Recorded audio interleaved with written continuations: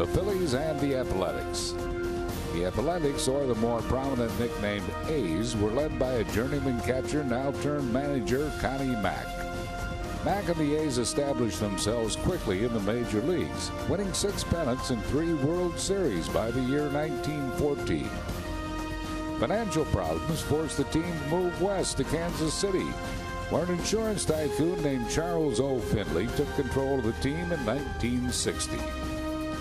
Eventually, Mr. Finley headed the team more west to the city of Oakland, California, where Green and Gold have captured 4 World Series titles, and thanks to interleague play, a Philadelphia rivalry is renewed once again.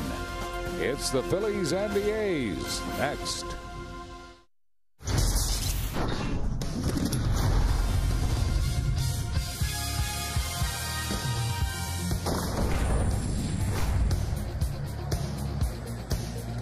Opening week presented by FTX, the official crypto exchange of Major League Baseball. Dallas Braden, Glenn Kuiper. We are at Citizens Bank Park in Philadelphia, Pennsylvania, as the A's opening up this 2022 season.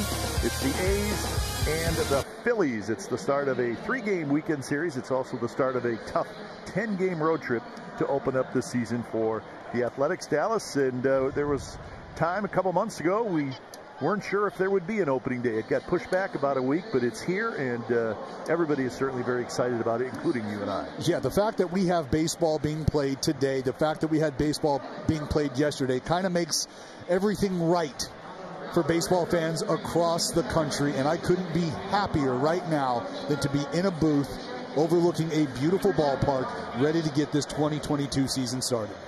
Well, beautiful ballpark, beautiful weather as well. Let's check out the game time weather, brought to you by the Santa Cruz Beach Boardwalk. Open daily for spring break. Buy your wristband online and save $10. 62 degrees. The humidity, not an issue. It's a little breezy. There's some puffy white clouds in the sky, but considering the weather that we had yesterday here in Philadelphia, this is about as good as it's going to get. Yesterday, the A's member arrived on Wednesday night, but yesterday and Thursday it was raining hard all day and into the evening. And if you would have said, hey, the weather's going to be fine for opening day, I would have said, I don't know, because it's dumping, man. It was raining hard last night. Yeah, it did not look good, and unfortunately the players who were at the ballpark trying to get a workout in had to do a lot of their work indoors. And I've got to believe that that just has to increase the appetite to come out swinging, trying to draw blood early. That's what I'm excited about. Lineup cards being exchanged at home plate between the two managers. Mark Kotsay for the Athletics, his managerial debut, and Joe Girardi, the manager of the Philadelphia Phillies. The A's in the all gray roads, and the Phillies in those classic red pinstripes that they wear at home. Very sharp uniforms all the way around. Philly fanatics in the house. That is important. Wearing his home green, and he looks as good as ever. Yeah, he's pumping up the Phillies dugout. So he will entertain us all weekend long. We're looking forward to that. A's finished up spring training on Tuesday. The Fanatic, well, he's never done. Check this out. This was his grand entrance. Not too shabby. Stuck the landing. Down goes the Fanatic. See, we have been on the air for 2 minutes, and he's already made us laugh. Well, I was going to say it. He's already up to his old tricks. What an entrance. He had the Philly faithful on their feet.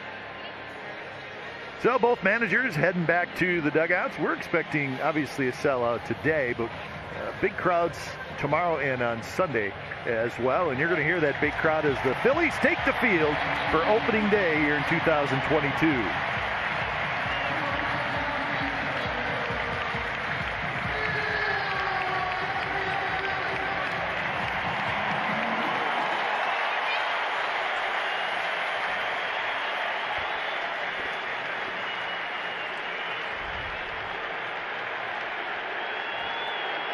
So the Phillies take the field. Let's take a look at the starting lineup For your Oakland Athletics today, Tony Kemp's going to lead things off at second base. Billy McKinney will be the designated hitter.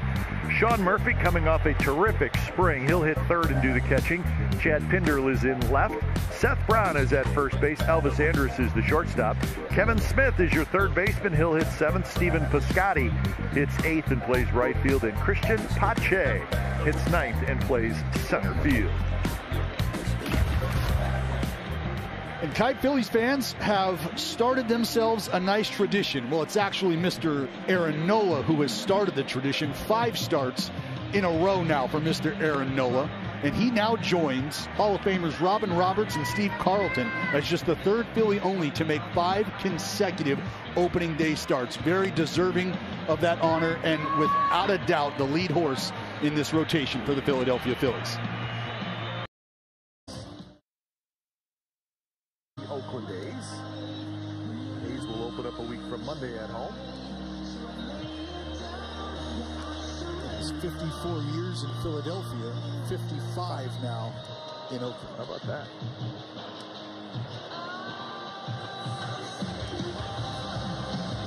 And you know, you're going to have a good telecast when the first voice that is heard on your telecast is the late, great Harry Kalas. You know it. Oh, come on. And how about the anthem? We're off to a good start. The anthem was fabulous here. Very nice pregame opening day ceremonies here in Philadelphia. The Phillies players came out from the seats out in deep left center field. But all that is over with, and it is time for A's baseball as Tony Kemp steps in. Aaron Nola has finished up his warm-up tosses. And the crowd still filing in here in Philadelphia, but getting close to a packed house, and it will be probably by the second inning. Nola kicks, steals. First pitch of the season is a strike on the outside corner. So we're underway from Philadelphia. Well, it is a beautiful day at the ballpark. A beautiful way to start the day for Mr. Aaron Nola. Strike one, the best pitch in baseball. Full shift on for Tony Kemp. Bounces this one right side. That's Gene Segura, the second baseman, who flips to first. Tony Kemp is retired, out number 1. All right, here's the FTX umpire crew for this afternoon. Dan Iasonia is the crew chief, and he is the home plate umpire. Scott Berry's at first. Ben May from Racine, Wisconsin is at second, just saying. And Clint Vondrak is over at third. I had to throw that in. It's from my hometown. Standard. So 1 out for Billy McKinney, who's the designated hitter today. Nola pumps the first pitch in for a strike. With Billy McKinney stepping into the box, he is the 1,000th player in Oakland Athletics history.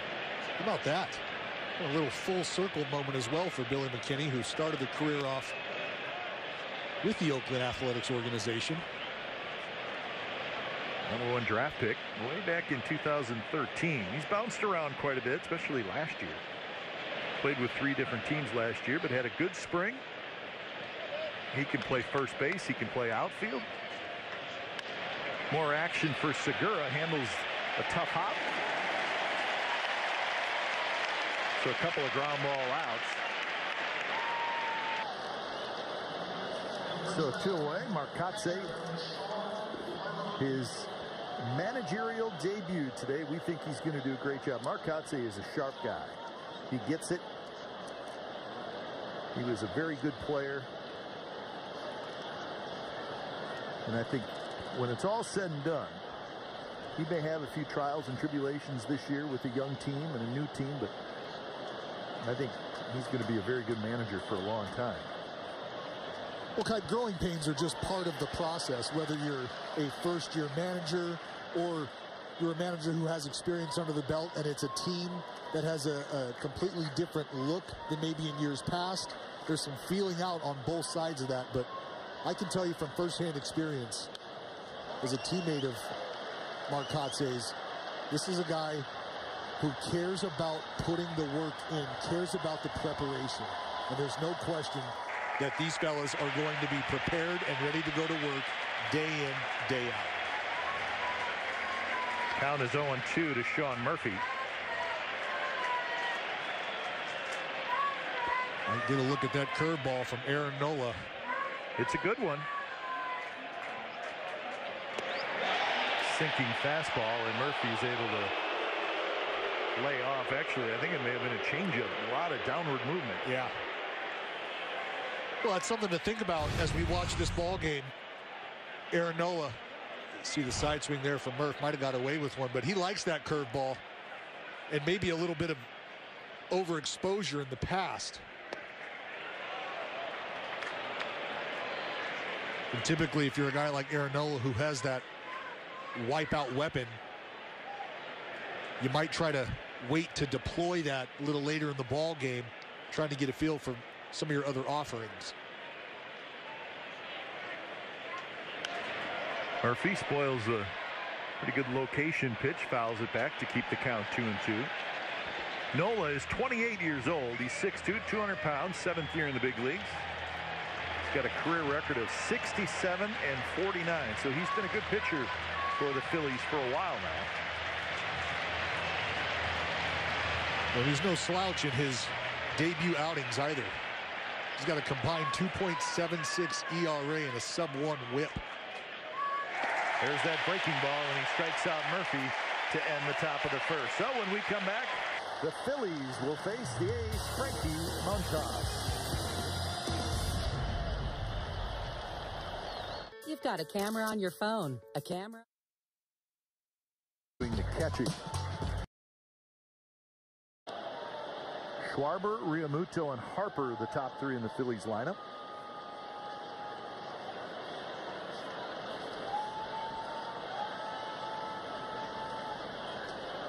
Schwarber got a big contract. He was a free agent. And the Phillies scooped him up, 4 years, $79 million deal for Schwarber. Lots of power. Good on-base percentage. Strikes out a fair amount.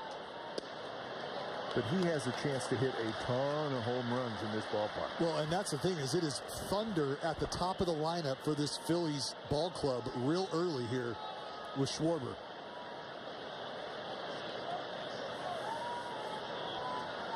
Two-one delivery to Schwarber. Swing and a miss.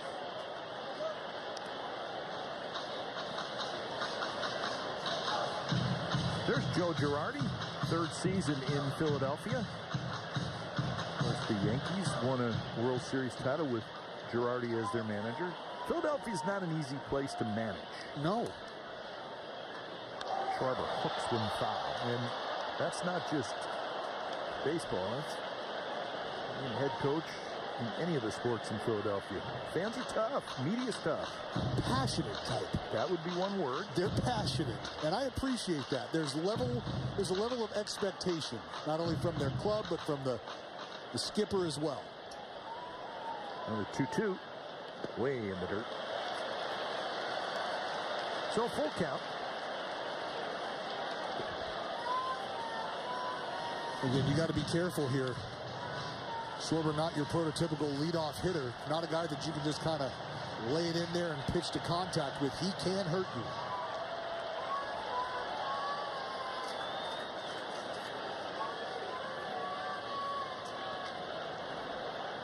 Schwarber drives one to right, hit a time. Wow.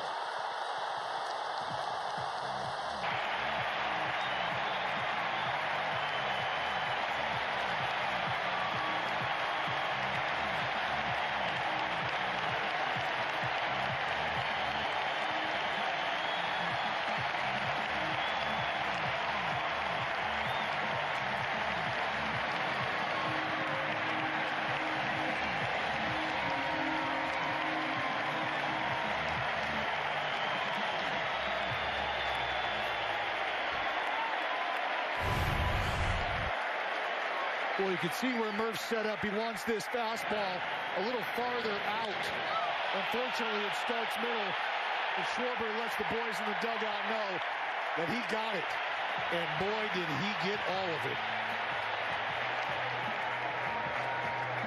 He also got a curtain call. So first at bat as a member of the Phillies, he homers and gets a curtain call. So 1-0 Phillies early. So here's JT Realmuto. Now, Schwarber hit 32 home runs last year between Washington and Boston. And he gets the Phillies on the board here in the bottom of the first. Well, I know we understand the firepower that's coming behind Kyle Schwarber, but when you think about getting off to a 1-0 start and having to deal with that kind of animal at the top of the lineup, it is not an easy task for opposing pitchers. Also for Kyle Schwarber, it's his second career opening day home run. 2-1 the count to the catcher. Realmuto, one of the better catchers in the game.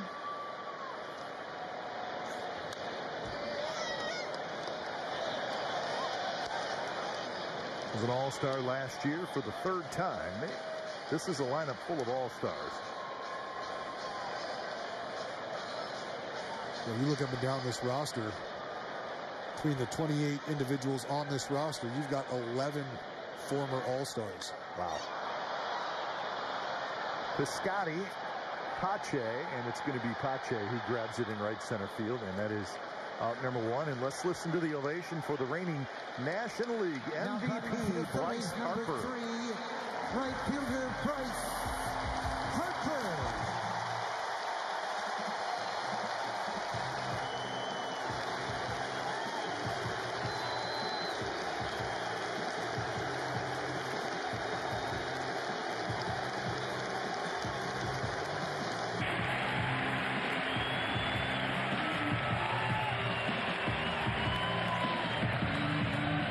Pretty good last year. It's got to feel good hearing that 3-letter chant on opening day. Harper swings through that one. This is the 4th year of that huge contract that Bryce Harper has. 13-year, $330 million deal. Harper also won an MVP with the Washington Nationals back in 2015. So this MVP thing is nothing new to him.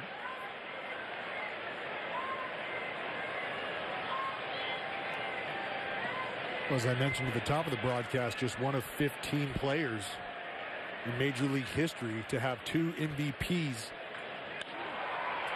by his 29th birthday. To Pinder and left. Pinder slides now a little bit to his left. So Harper is retired, and that's out number 2.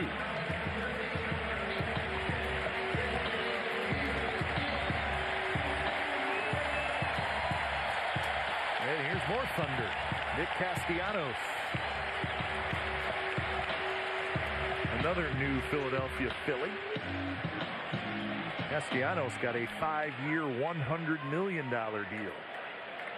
So the Phillies are going for it. They added Schwarber, Castellanos to an already decent lineup. They revamped their bullpen some. Well, between the first 4 fellas in this lineup, I feel like they got the cheesesteaks covered. Cheesesteaks are coming. Castellanos is the DH.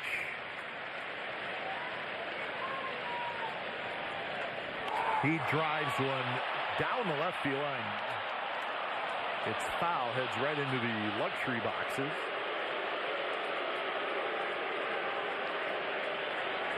What's great about the fans here in Philly, especially with a huge crowd like this, they cheer, but they will boo just as loud as they cheer.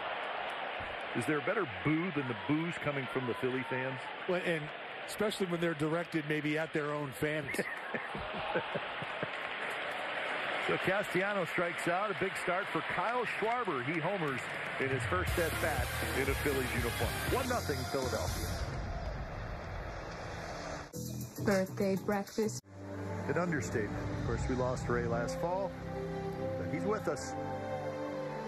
And we wish he was in the booth broadcasting, but he's watching. He's got a big screen.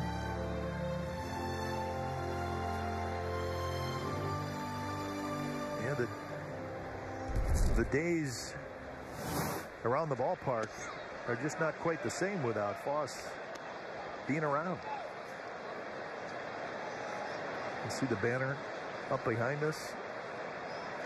So he is literally watching over us. Yes, we have to be on our best behavior. Yes, he is. Pinder's retired. I tell you what, though, we're not gonna do it right now, but we're gonna show you something a little bit later on in the telecast. This is my 19th year of doing A's baseball, and the hardest I ever laughed during a broadcast was right here in Philadelphia, and it had to do with Ray. And we're going to show it. We're going to show it a little bit later on. And I tell you what, I mean, it's TV gold. And we're going to show it. And many of our viewers who have been with us for a long time, they'll remember it. And it'll give us a good laugh. I can tell you, Foss was one of the most unintentional, hilarious individuals I've ever come across in my lifetime. I mean, we've spent how many years now just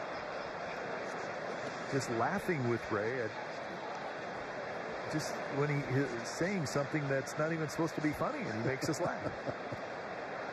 So he's going to make us laugh again a little bit later on. Yes, he will. 1-1 to Seth Brown.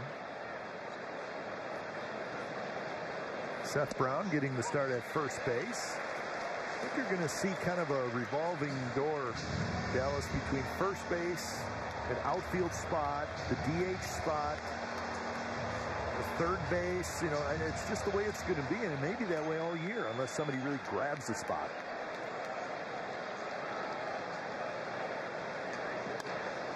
Segura, shallow right field, so Dean Segura has been busy. So 5 up, 5 down with 4 ground ball outs for Aaron Nola. And 3 of them to the hit machine, Gene Segura. But I think when you look at this roster, that's something that you take away is the versatility of a lot of different guys on this club. So it's not just a Chad Pinder that you find moving around from a corner infield spot to any outfield spot. There's a few guys that have that capability. Yeah, maybe more than a few. Yes.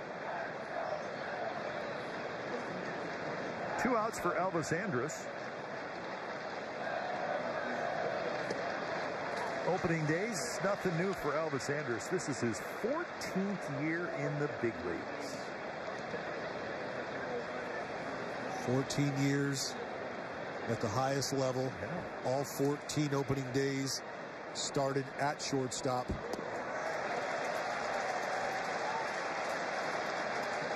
Yeah, a fairly important position on the diamond. Yeah, we call it a premium. A premium position. Elvis will tell you it was a down year last year. He started real slow with the A's, so I wouldn't be surprised if he has a bounce back year in him.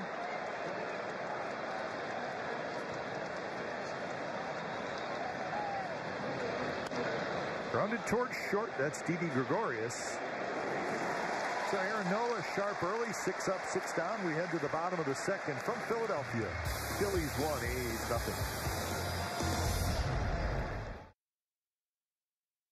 Baseball back in Oakland. Single game tickets are now on sale. So grab your friends or family and join us for some fun this season. Get your tickets for the biggest games, the fireworks, the drone light shows, giveaways, and much, much more. Tickets start at just $15, so please find your seats at athletics.com. Bottom of the second inning, Rhys Hoskins leading things off. He fouls the first pitch into the upper deck. And it was a fan with a Mike Schmidt light blue road jersey on who grabbed that foul ball. I know you like those powder blues. Solid threads. 0-1 to Hoskins, followed by Gregorius and Segura. That's it. That's a beauty. It is. Just not overly stated, but you know who it is. That's it. I tell you, Kipe, I know it's just the second inning here and the first at bat of that second inning, but early on, just kind of watching Frankie work, there's some intent behind his movement on the mound. And what I mean by that is he's not just kind of kicking dirt, swiping around. He's getting the ball, he's back up on the rubber, and he's ready to rock.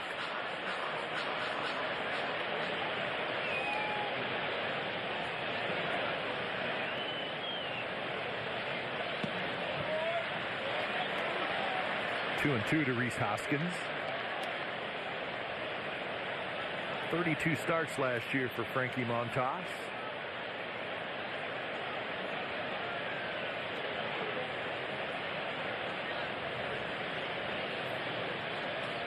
Hoskins reaches for it, pokes it to right, drops fair. Hoskins is going to make a big turn at first. Piscotty throws behind him, and Hoskins just gets back. So good try by Piscotty. He saw Hoskins make that big turn, and Piscotty really had a real clear look at first base and a good angle to throw there, and he almost got it. Well, that ball just kind of sliced off the bat of Rhys Hoskins, and as it hit, it checked up a bit. And that's when Rhys Hoskins hit the brakes and tried to retreat. And Piscotty, with that play unfolding in front of him, decided to fire a strike back into Brownie, who did a good job of corralling that baseball, trying to get the tag down. But the sack-town stinger, Rhys Hoskins, back in there safely for his first knock of the 2022 campaign. So leadoff hit. Here's Didi Gregorius, and Gregorius hits a high fly ball toward the right field corner, and it's into the seats. Didi Gregorius, veteran shortstop. It's his third year now in Philadelphia. Cincinnati, Arizona, some good years in New York, and now with the Phillies.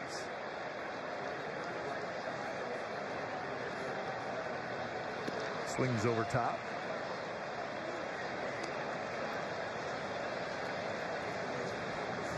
Well, not a bad double play combo up the middle there with Didi and Gene Segura behind him.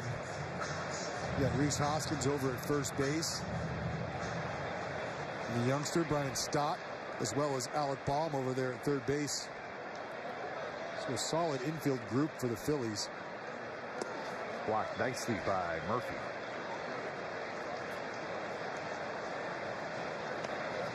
Of course, rosters expanded to 28 for the month of April. The Phillies have 15 pitchers and 13 position play. The A's, on the other hand, 14 and 14. So there's no limit on pitchers at this point. There will be a limit of 13 pitchers when we get into the month of May and the rosters go back to 26. Swing and a miss, struck him out. Second strikeout for Frankie Montas, and that was the good splitter. A dirty one. StatCast powered by Google Cloud. Some numbers for Frankie Montas and what he threw last year. Lots of sinkers, lots of four-seamers, but that splitter always seems to be the pitch that when he really needs a big strikeout, he goes to. Well, and it's a pitch that he can double up on, even triple up on, and that's just because of the 96, 97-plus fastball we see at times. Those hitters have to gear up and try to cover that thing. See the batting average?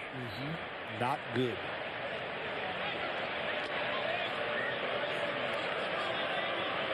Well, Montas last year was third in the American League in innings pitched, fourth in ERA, and fourth in strikeouts. I mean, those are big-time numbers.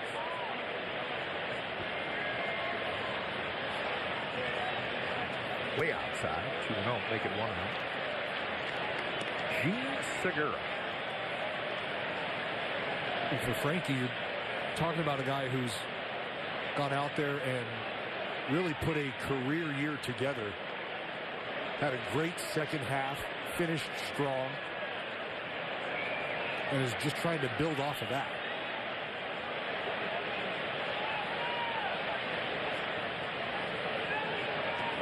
Swing and a foul right at the plate by Segura.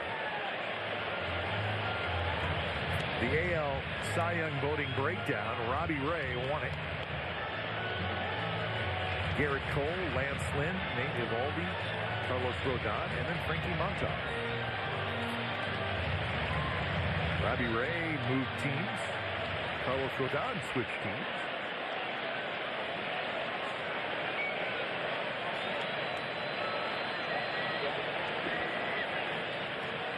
Could be two. Elvis. Kemp. First base Brown, and it goes off Brown's glove, and it rolls down the right field line. And that's going to allow Segura to go to second.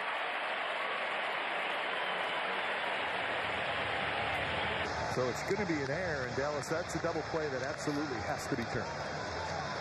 Yeah, an easy feed from Elvis to Tony Kemp. You'll watch Rhys Hoskins do a good job of going in hard here. But it looked like Seth Brown just ended up on one side of the back doing his best to try to get to the other and get the ball that ended up running out of the hand of Tony Kemp.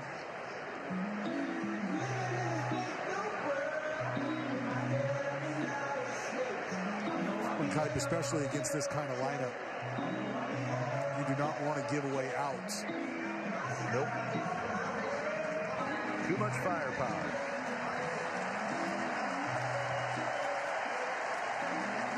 So Segura ends up at second base. The error goes to Kemp on the throw. So E4 fielder's choice. And here is Bryson Stott, who's making his major league debut today. He was the first-round draft pick of the Phillies in 2019 from the University of Nevada, Las Vegas. So some butterflies for this young man, I'm sure. Bryson Stott. Well, this is the moment that you end up recalling and telling everybody, I didn't feel anything. I couldn't hear anything. I'm not sure I even saw anything.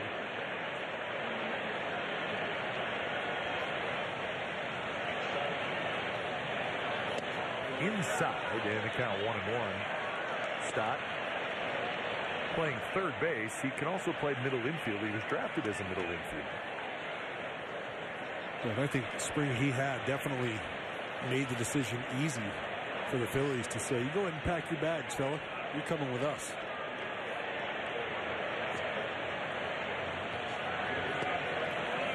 Two and one to count. Well, the Phillies also have a young third baseman, Alec Baum, who was also a #1 draft pick. Yeah. They're both on the roster.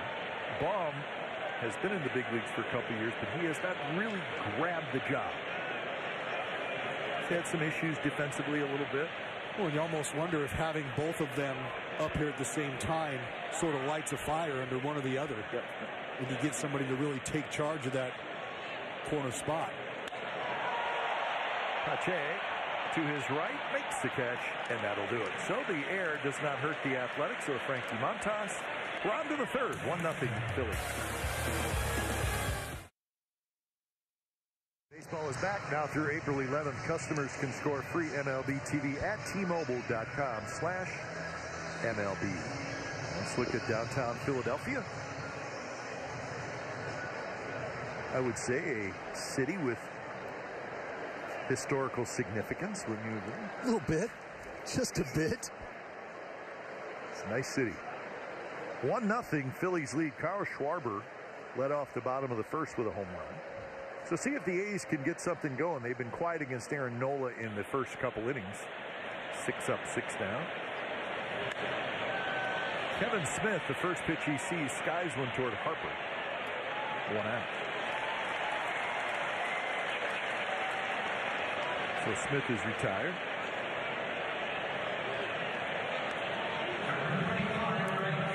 And that will bring up Stephen Piscotty. If the name Nola sounds familiar, like, wait a minute, is it Nola? There is an Austin Nola, who's a catcher for the San Diego Padres. Austin Nola is the older brother of Aaron Nola. Austin, the catcher, is 32. Aaron is 28. They both went to LSU. They're from Louisiana, Baton Rouge. Stayed home and went to LSU. Not a bad place to play baseball. Decent club. So one brother a pitcher, one brother a catcher. I like it. Well, you'd like to think by the time it's all said and done, we're going to have them on the same club at some point in time, right? Some type of effort needs to be made. Phillies need a backup catcher. They'll write the check. 1-2 the count to Stephen Piscotty. Great to see Piscotty healthy. Now, you said it. For a guy who's kind of battled some ticky-tack injuries, just getting him back out there, some regular playing time. And that hits Piscotty.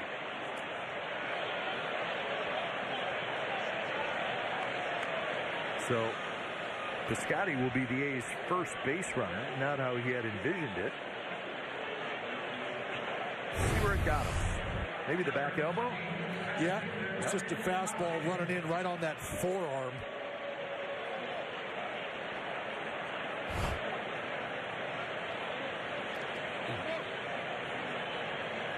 So with one out, runner aboard, here's Christian Pache. Got a decent look at Pache in spring training. The defense is as advertised. And Mark Kotze was saying, you know what, listen, offensively, just hang with him. He's making some adjustments. Kotze said he liked the adjustments that Pache was making in spring training. Well, that's stand next to him too. He's a big kid. Yeah, he's not a small individual. It's a good 6'3" frame, and he's going to continue to grow into that frame, Kite, and that's part of the adjustments I think that Kotze is talking about. You know, you're starting to learn some mechanical changes and also learn your body as you start to put on a little weight. And there's a lot that goes into settling in to an everyday opportunity.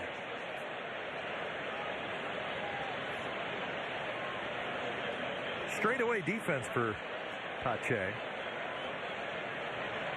And he takes a fastball just a touch outside.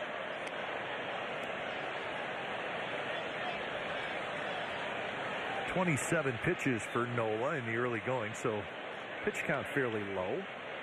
A's need to put a little pressure on him. Well, he's gotten some weak contact and some early ground ball outs.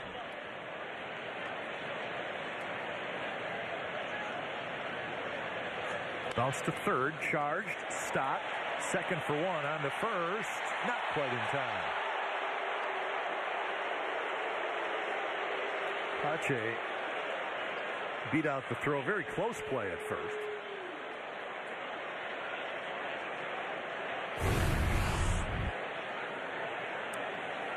See Stott come and get that ball and give it over to Segura. And he's busting it down the line. Appreciate the hustle.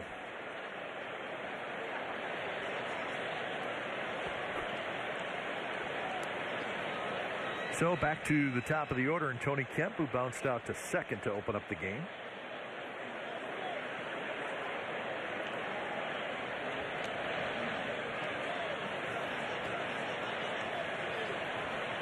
Stott, the only infielder on the left side for the Phillies. He's right even with the grass. Outfield straight away.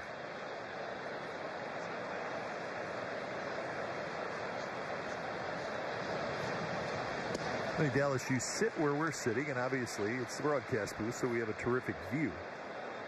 But as you look out at this ballpark, it is very much a hitter's park, but it looks small. Yeah. Doesn't it? Well, I was kind of noticing that during batting practice as well, and it might serve to tell you that it was the first four hitters in the Phillies lineup that were taking BP. So you were impressed. This place is a hitter's park. They'll make any ballpark look small, Kite, but yeah, it's got some funny dimensions to it. Nothing too out of the ordinary that we've seen from these newer ballparks, but it is not overly large. Kemp fouls it back. Citizens Bank Park. Let's take a look at how the outfield wall compares to the Coliseum. That's left field. So left field at the Coliseum, straightaway left, is quite a bit bigger. And boy, look at how much deeper right field is at the Coliseum compared to Citizens Bank Park. Significantly deeper to straightaway right and straightaway left. So we love the comparison to the Coliseum. 1-2 now to Kemp. Citizens Bank Park opened in 2004, so been around a little while, but it's a beautiful ballpark. Capacity just a shade under 43,000. And they are packed in here today.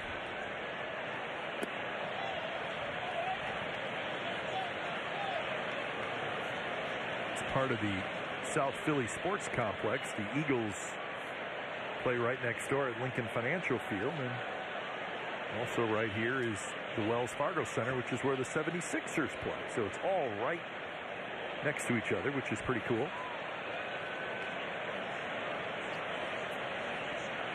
And also it's in the same spot that the old Veterans Stadium was, the old home of the Phillies.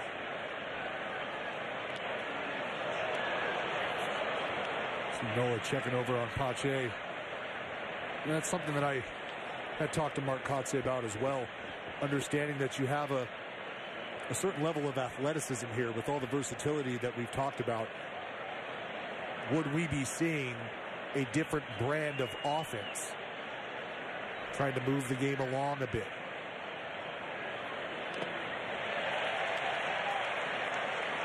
Kemp just got a piece of it.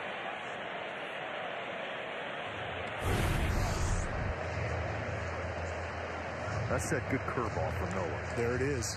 He really wraps it. He sure does. Pull down on that bad boy. Trying to really rip it is what they say. Trying to rip that seam down. You can hear that pitch coming out of the hand, coming off the lace. Pache runs. Ball's hit hard but foul. Eric Martin's the first base coach for the Athletics. Aaron Bush at third.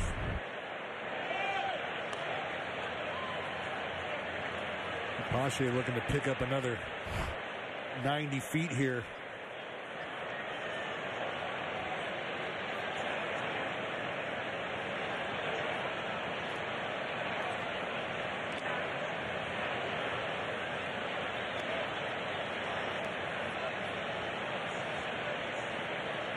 Look, anytime you can create a little cat and mouse over there as the runner at first base. Close play on the tag. That one a little bit closer. Well, and you can see Rhys Hoskins. He really wants to sell Joe Girardi on the idea of maybe taking another look at this via replay.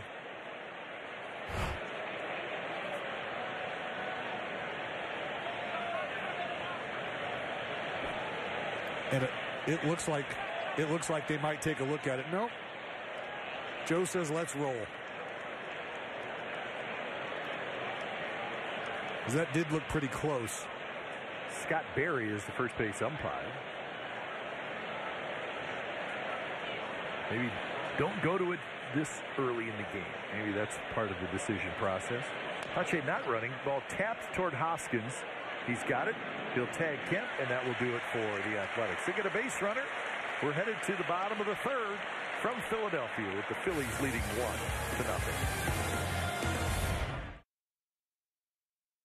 One of the most exciting nights of the season. That's right, the Star Wars post-game light show. Don't miss a one-of-a-kind experience right there at the Coliseum. Friday, April 29th, the A's host the Cleveland Guardians, and fans are invited to stay for a post-game Star Wars light show presented by 811. Catch the A's game and stay after to see 250 drones light up in the sky above Mount Davis from the field. Tickets available at athletics.com. That's athletics.com. Bottom of the third. Matt Vierling to lead things off for the Phillies, and then back to the top of the order, Schwarber and Realmuto. 1-0. Phillies lead on Schwarber's home run.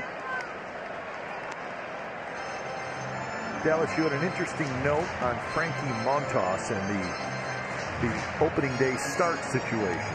Yeah, it's a point of pride for Frankie, as well as his countrymen as well. The only foreign-born pitcher in Oakland A's history, Kite, with multiple opening day starts. Before him, Ariel Prieto, back in '97, made an opening day start. But for Frankie, that means something, and it should be noted. So I just wanted to make sure that the folks at home could appreciate that as well.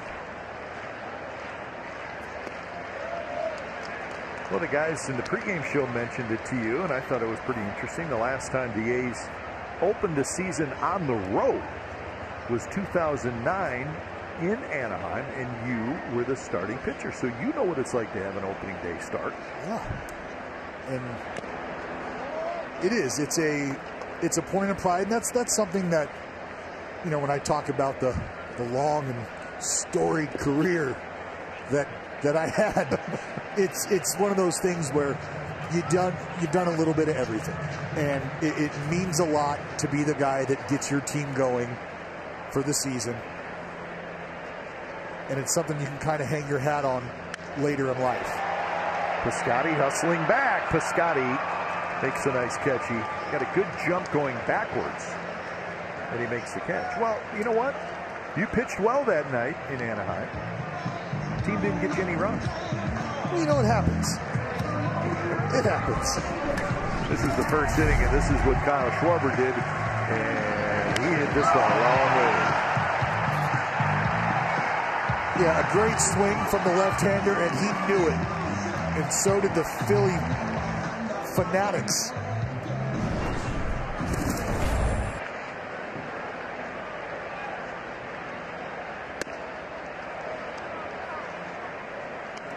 Oh, 1 to Schwarber. Okay, just to give you an idea of what kind of horsepower you're dealing with here at the top of the lineup, in this leadoff spot, Schwarber last year batted leadoff 27 times. In his slash line, he had 297, 385 on base, 832 slug. And that's an OPS of over 1,200. And that's in just 117 plate appearances.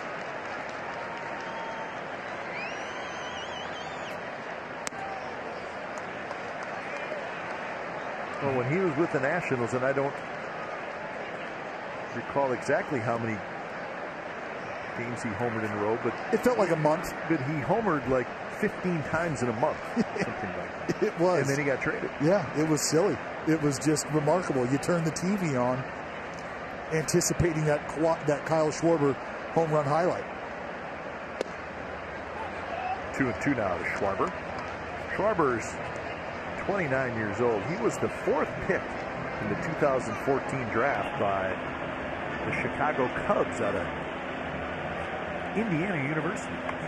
It's a basketball school. Well, he was the prize bull there for Theo Epstein for a long time. Teams would come calling, asking about Kyle Schwarber. Hands off. Hands off. Their guy. It's the fanatic. It's making somebody's day.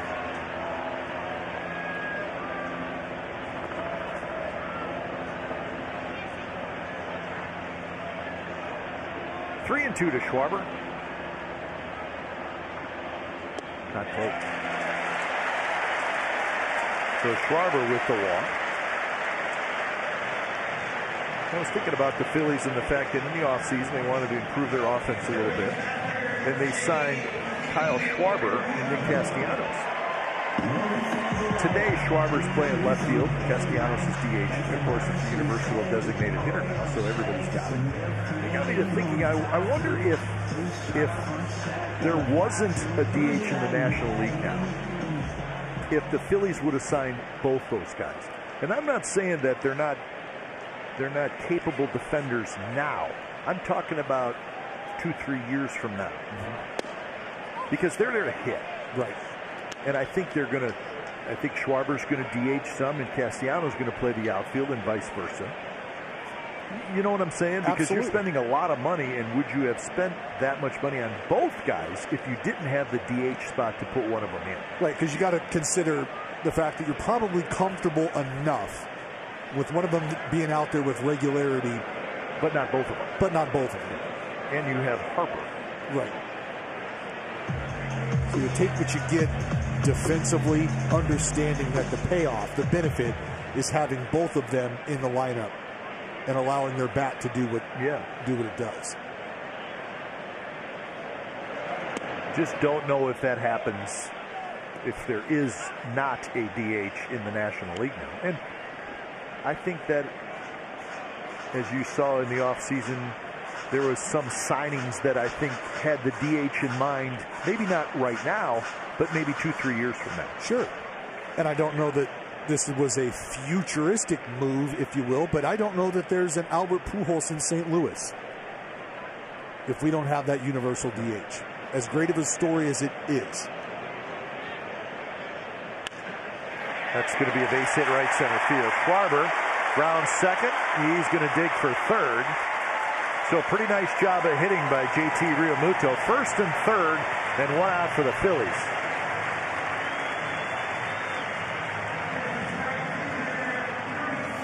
Realmuto, for all the star power, I don't want to say gets overlooked, but he's such a good hitter.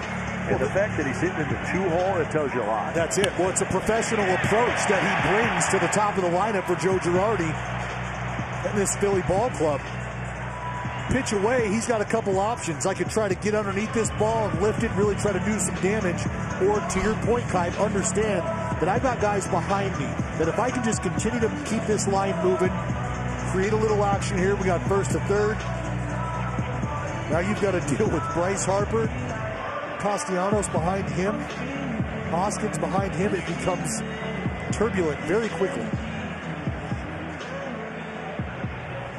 Harper hit a fly ball to left field in the first inning.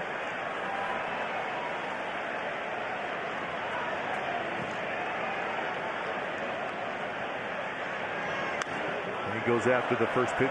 Skies one foul into the third deck.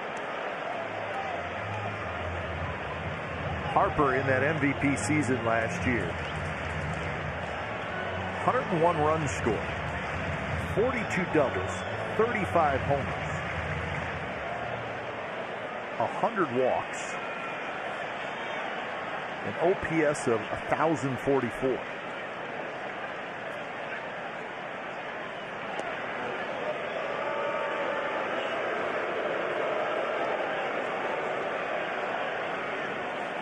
And not to mention a .330 batting average with runners in scoring position.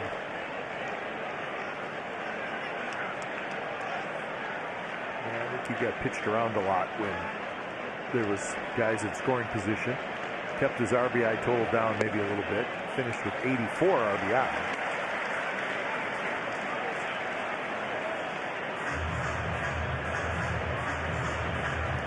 One and one to count to Bryce Harper. And the addition of Castellanos is what makes these kind of at-bats all the more high leverage.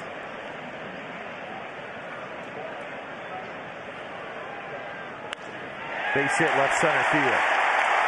Schwarber will score. Realmuto, he goes to third. Harper digging for second, and he is out.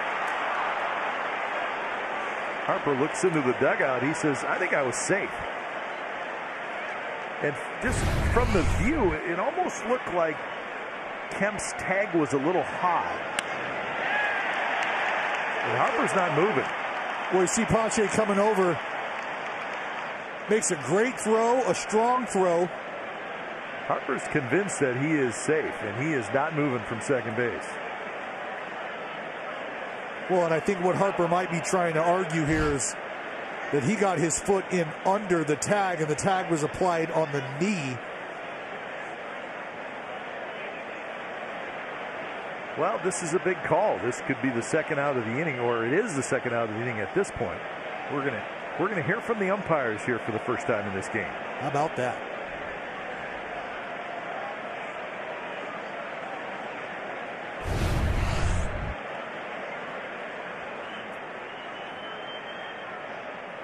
I think he's safe. Oh, he might have a point. Unless, of course, they see something back in New York where the glove might have caught the toe of the cleat of Bryce Harper. If that isn't the case, however, Kite, Bryce Harper might not be leaving second base.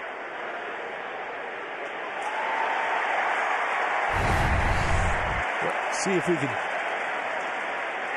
Oh, well, you see the strand of Tony Kim's glove? I did see that. The cleat hit the strand of Tony Kim's glove. Whether or not they're going to give him that remains to be seen. But I tell you what, in all of the replays we're seeing, it was a terrible slide by Harper. I don't think he was going to slide, and he's lucky he didn't get hurt. Yeah, well, because I think it was an unexpected play from Pache in center field, who made an incredible throw. Nice one-hop strike. And he slid very late, and that's how guys really get hurt. Well, that did not look good. Yeah, and I think it was because he was trying to get that foot under where he believed Tony Kim was going to be applying the tag. Watch this. Watch the slide. It's very funky. The funky. ball on the field is overturned. The runner is safe.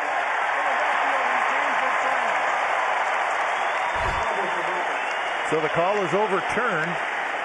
We could not really hear the umpire, and the reason we couldn't hear him is not anything that he wasn't doing. The crowd just cheered very loud as they said that he was called safe after replay. So call overturned, and it'll be a double, and that's a big call.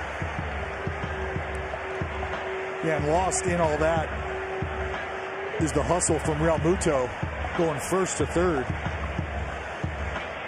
This catcher's legs feeling pretty good on opening day. So now the infield has to come in for Castellanos. 2-0 Phillies here in the bottom of the third. Castellanos takes the close pitch, call the ball. Montas looking back in at Dan Iasonia, the home plate umpire.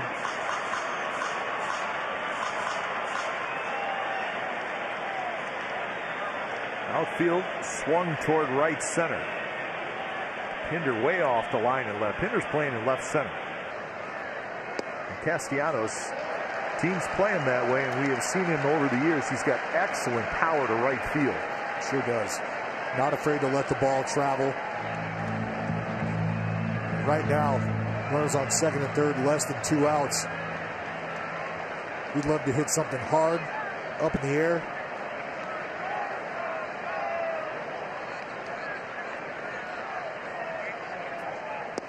Swing and a miss.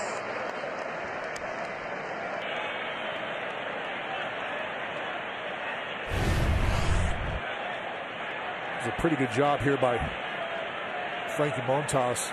Going back to that slider, he wasn't able to get the call on first pitch. Instead of giving in 2-0, giving a big bopper like Castellanos a fastball to feast on.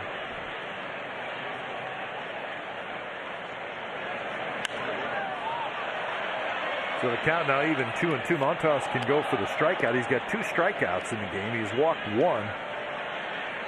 And that 1 walk was to Schwarber this inning with 1 out, and it ended up costing Frankie Montas. Here's your hits by direction. So for a big power hitter like Castellanos, he covers all areas pretty well. Yeah, that's spraying it a little. We'll take that.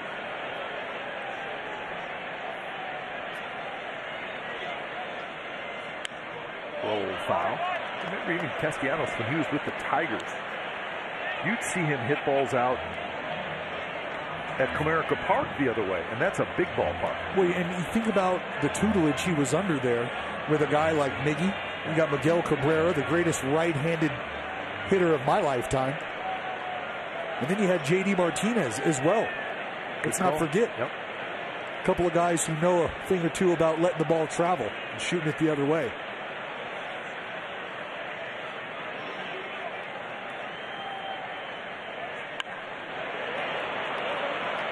Count stays 2-2. Good battle here, and a kind of a pivotal point in this game.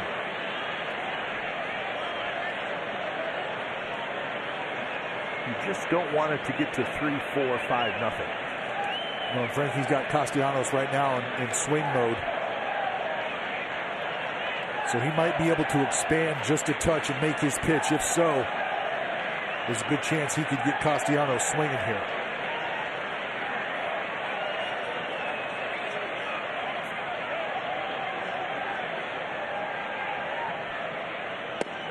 Strike 3 call. Big pitch by Montas. Castellanos knew it. So a huge second out. Well, you think Castellanos was looking for a wrinkle here? 97 out of third. Just no chance for Castellanos to pull the trigger. That may be a perfect pitch. Well, it doesn't get much better than that, partner. Little tail to it. That's it. Started away, bring it back over. Again, it wasn't painted on the black, but I think that's just a matter of Frankie being one pitch ahead. 2 outs. Here's Hoskins.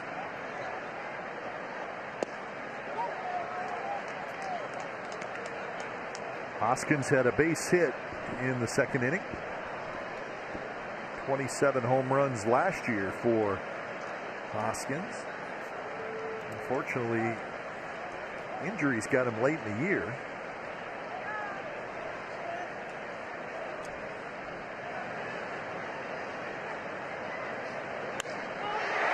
Toward right, and that's going to be a hit. Realmuto scores. Harper scores. Hoskins to second. He's in there, and it's 4-0 Phillies.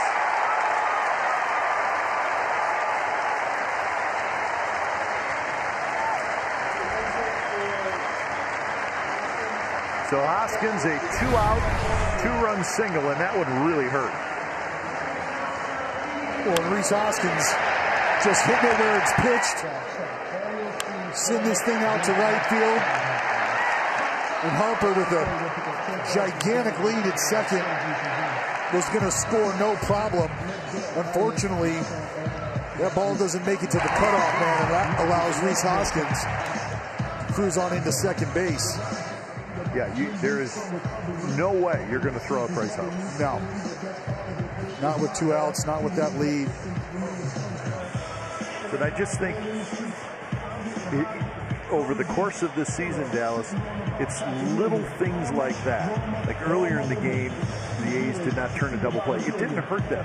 But over the course of a season, if the A's are going to have any success this year, those are small things that they have to do correctly. Yep.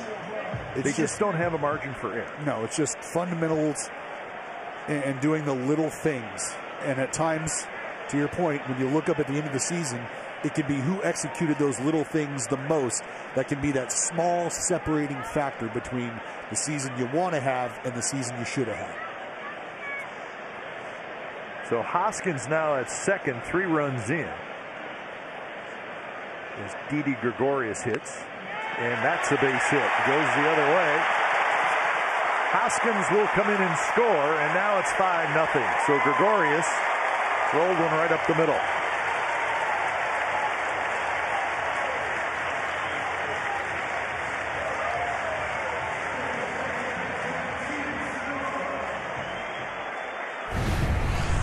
Right now what you're seeing is just a ton of unselfish at-bats from this Philly lineup.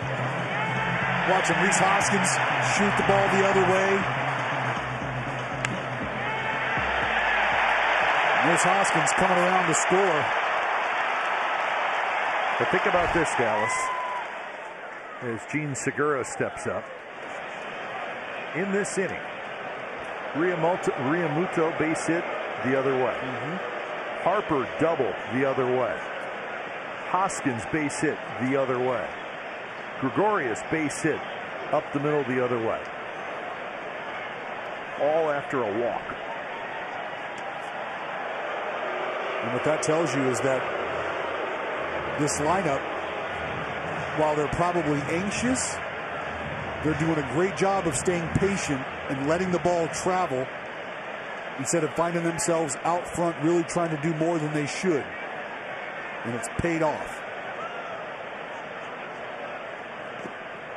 Nice block by Murphy. So 4 runs on 4 hits and a walk for the Phillies here in the third. Murph squaring up.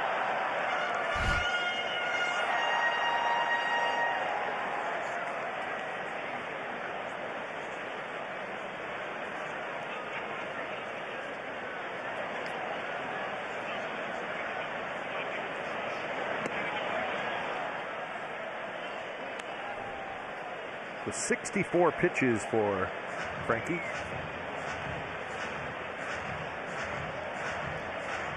You figure Frankie probably somewhere around the 90, maybe 100 pitch count mark. Probably closer to 90 first start out of the gate. So now the count 1-2. And Frankie's got a little anger behind the pitches right now.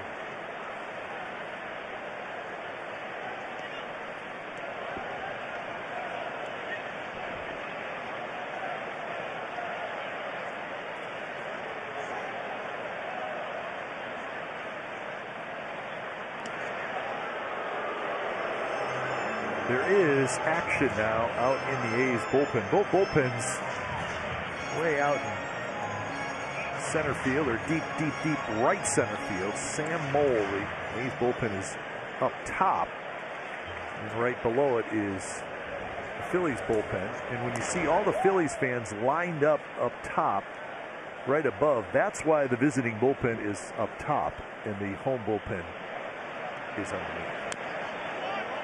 Because it's possible that there's a few things being said by that group up above the A's bullpen. I mean, it's possible. Maybe I'm wrong. Yeah, I don't know how many of those fans are going to be getting Christmas cards from anybody in that Oakland A's bullpen. Not many. And it's only the third inning.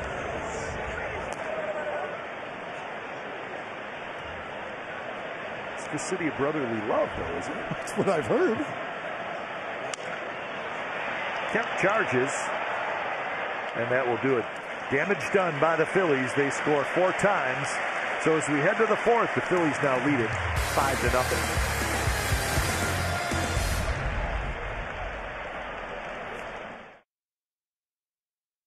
A little information on Cornelius Alexander Mack, better known as Connie Mack. Player manager for the Pirates, but then took over the Philadelphia Athletics in 1901. He was their manager for 50 years. 50 years. Most managerial wins and most managerial losses in Major League Baseball history, but he got 5 titles with the Athletics. The early part of the 20th century was good to Connie Mack and the Philadelphia A's. Passed away in 1956, of course, member of the Hall of Fame. Can't forget, Philadelphia was a 2-city or 2-team city. Yeah. Major League Baseball for a long, long time. When Phillies fans who've spent a year or two at the ballpark around here, if you're walking around town and you are an A's fan and you might have some memorabilia that shows that, they're going to let you know that it's no longer a 2-team city. Yeah.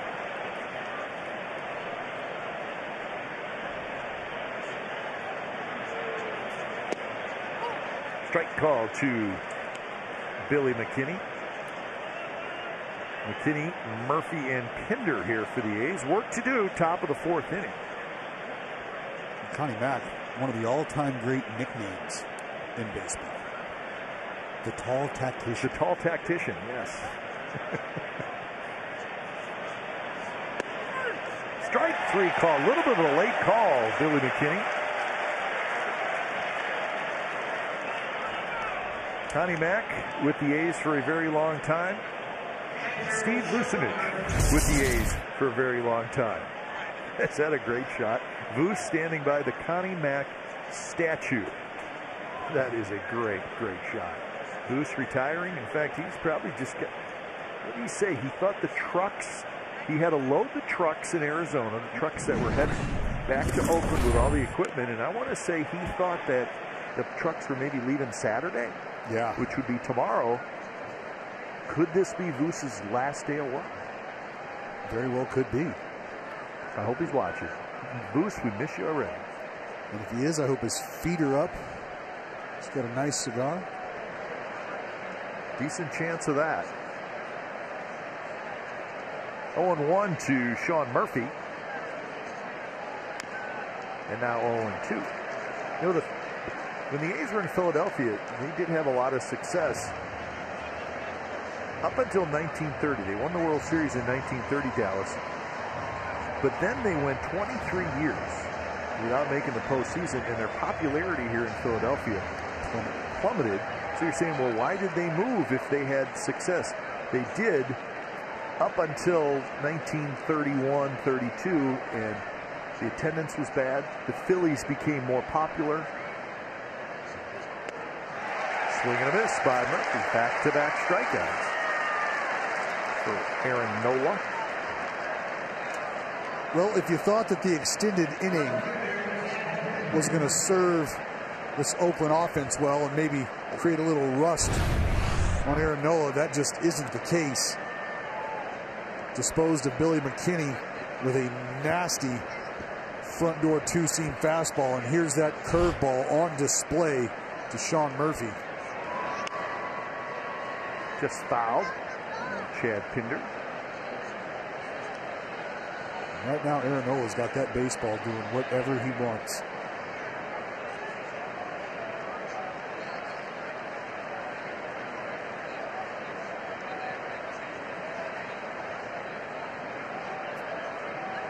Pinder a ground out in the second inning.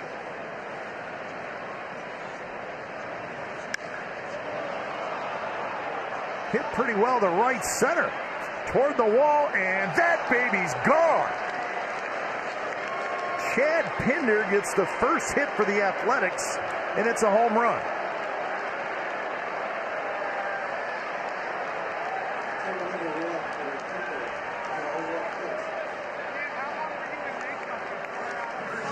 So Pinder to right center field.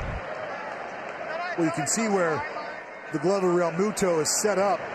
They want this down and away. Unfortunately for Mr. Nola, this pitch is up and right in to the go zone for Chad Pinder. And he absolutely smashed it. So the A's are on the board. It's 5-1.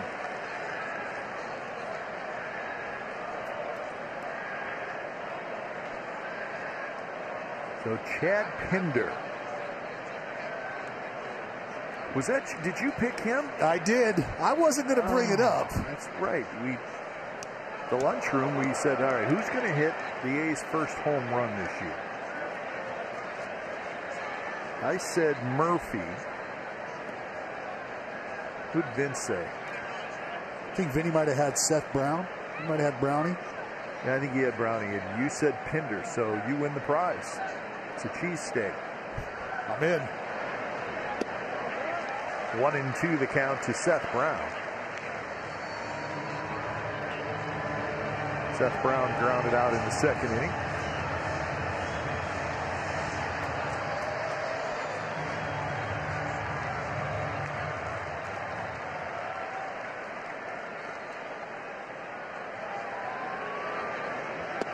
And there's that good breaking ball.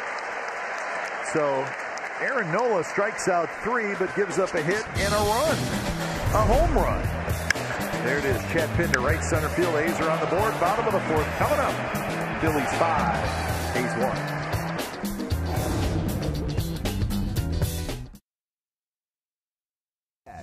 1. The official crypto exchange of MLB.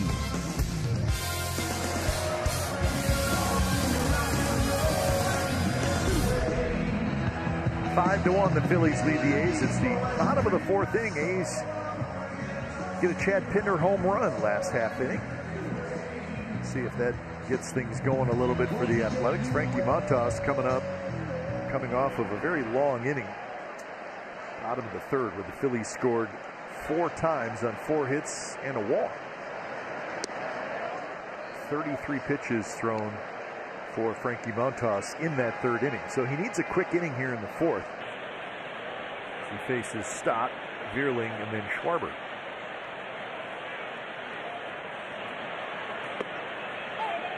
So it was yesterday when Major League Baseball opened up. There was a few games yesterday. Everybody after today will have opened up. But a lot of fun things happened yesterday in baseball. Bobby Witt Jr., the prize prospect of the Kansas City Royals, got his first big league hit, and it was in the 8th inning, and it gave the Royals the lead. That's a pretty cool way to get your first big league hit.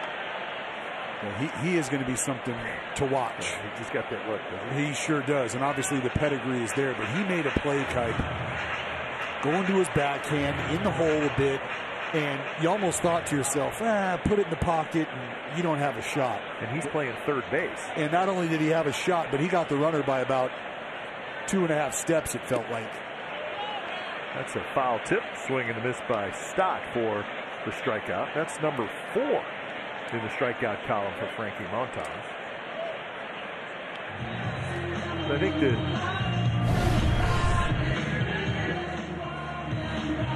there it is, the devastator. I think the funniest thing that happened last night, and maybe funny's not the right word because it hurt Bob Melvin's team, and we don't like to see that, the San Diego Padres, but let's take Bo Mel out of the equation. Padres are in San Diego, and they're leading 2-0 going to the bottom of the 9th inning, and they're rolling along. Darvish, no-hitter, 6 innings. The Diamondbacks get something going in the bottom of the 9th. They score a run. Now it's 2-1. And keep this in mind, folks. It is National Beer Day yesterday. Yeah. Beer as in beer. I need to have a beer. National Beer Day yesterday. The Diamondbacks' designated hitter, his name is Seth Beer. He hits a 3-run walk-off home run for the Diamondbacks to beat the San Diego Padres. How does that stuff happen? You can't draw it up. Seth Beer. It's the baseball gods at work right there. Right now, Frankie going to work with that splitting. This should tell you just how nasty that pitch is, because it was going to be a strike. It has depth in the strike zone. Maybe not exactly where he would have liked it, but in terms of deception, you're trying to pick up that 97-mile-an-hour arm speed, and then the bottom of that baseball just falls right out. Schwarber, first pitch, rolls it, and it's fair. Just went right over the bag. That's a 9-pitch inning for Frankie Montas, and he needed it. 5th inning coming up.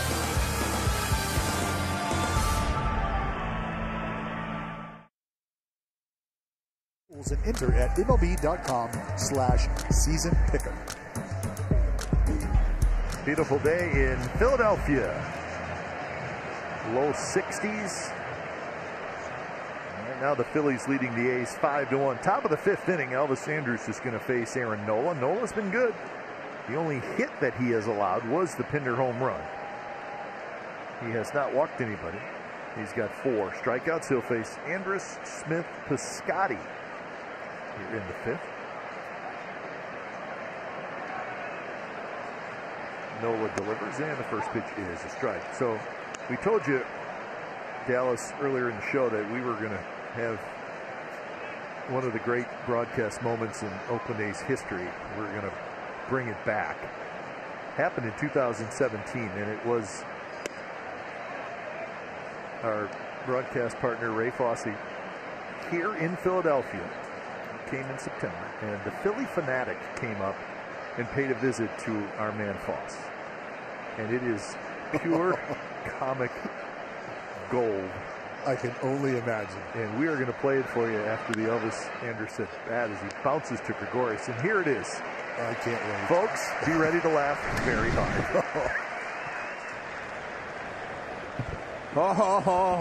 Hey, what's up?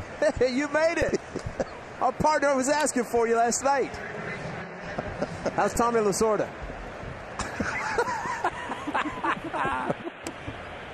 Oh, Philly cheesesteak. Oh, my goodness. Oh, man. Wow. Are you going to have one or just us? Oh.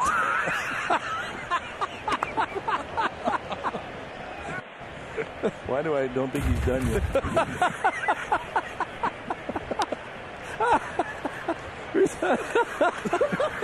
Is there a game going on? Why are you doing this to me? What are you doing for that? All right, thank you, buddy. This is great.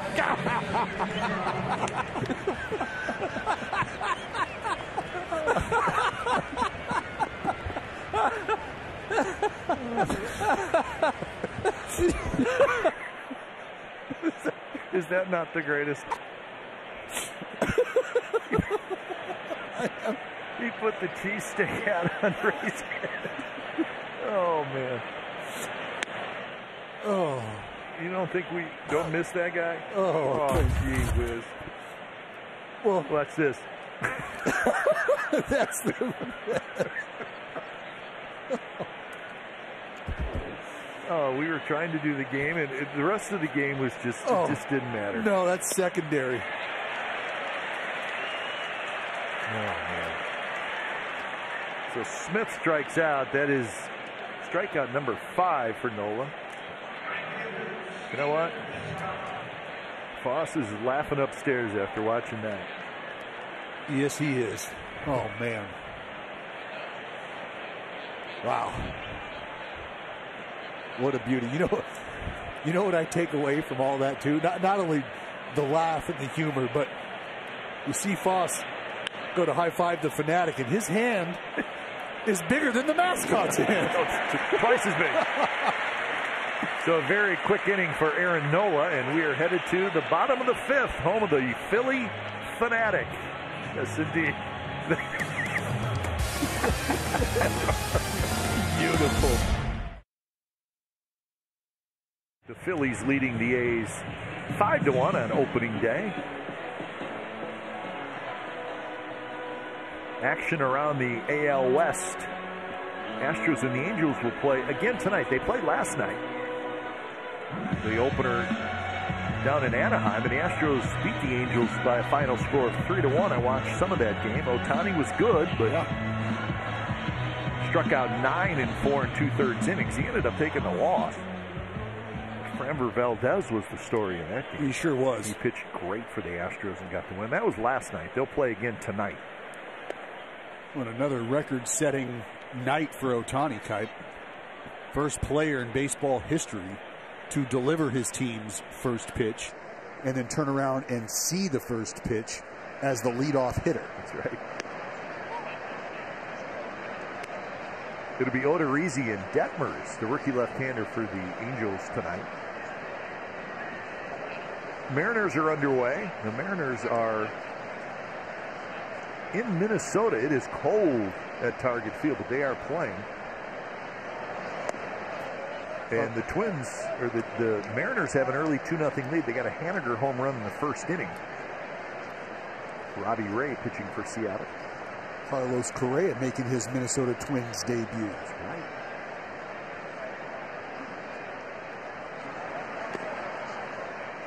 Foul ball by Realmuto.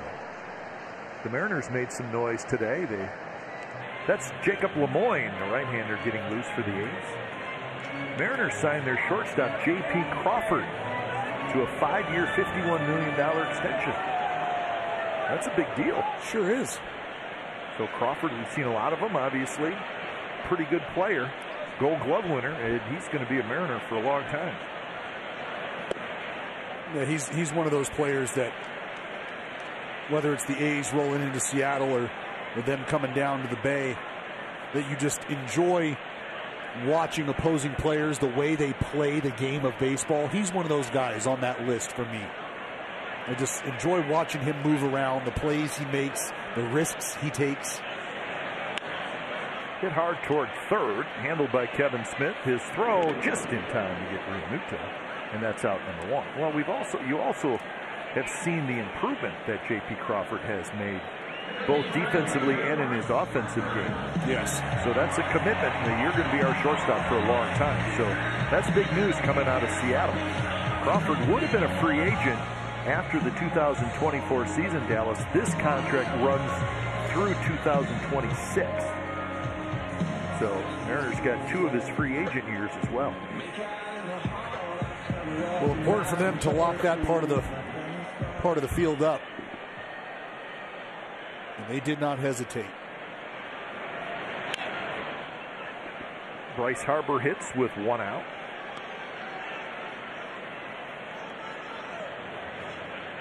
The Rangers will be in Toronto tonight for the Blue Jays home opener. Gray and Barrios is the pitching matchup up in Canada. Rios, another young stud. So those are the AL West games.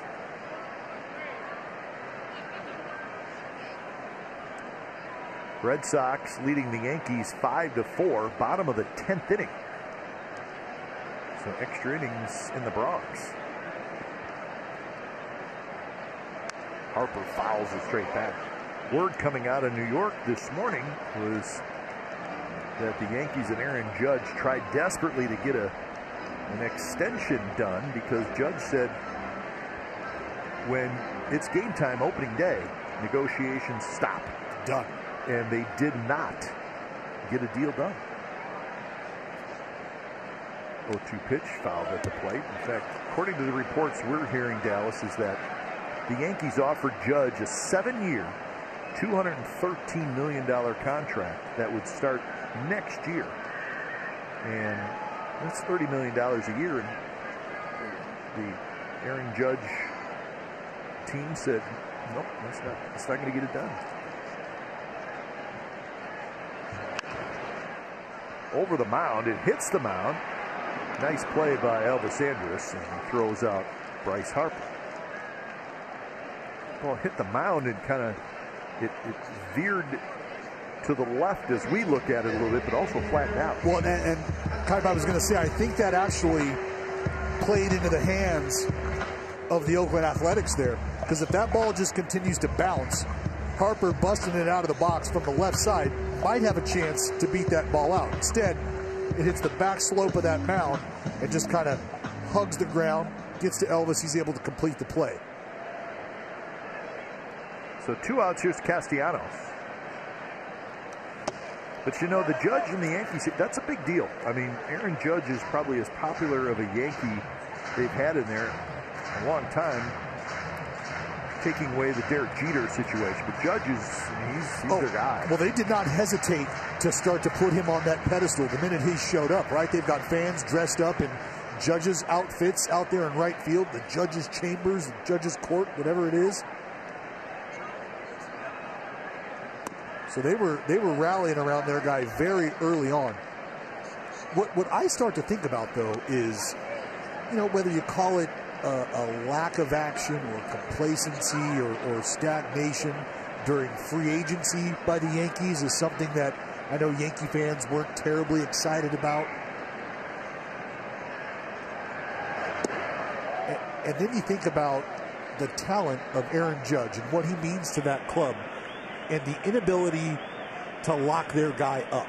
It just doesn't feel like maybe the Yankee of old. You're saying, why wait till the last minute here? Right. Yeah. It just doesn't feel like that's something they would have typically done in the past or allowed to have happen in the past, if you will. And the Yankees side of the story is, listen, we're offering this guy $30 million a year, taking him well past the age of 35. And he has not shown the ability throughout his career to stay healthy. He was healthy last year, and he had a huge year. Swing and a miss by Castellanos, but we, of course, are just spending other people's money. It's easy. It's very easy to do. 6th inning coming up. Season starting at just $39. Pick from great matchups, post-game fireworks and drone shows, giveaways, and a bunch more. Tickets are available at athletics.com/value. That's athletics.com/value.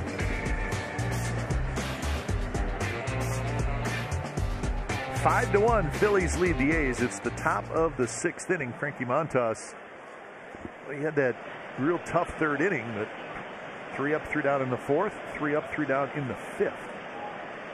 That's Christian Pache, followed by Kemp and McKinney. Yeah, just the one blow-up inning from Frankie. Otherwise, a fairly decent outing, but that one inning. A couple of 2-out hits that really hurt. It was 2-0 with 2 outs, but Hoskins got the 2-run single with 2 outs. Gregorius got a single with 2 outs that knocked in a total of 3 runs. 1-2 now to Pache, who reached on a fielder's choice in the third.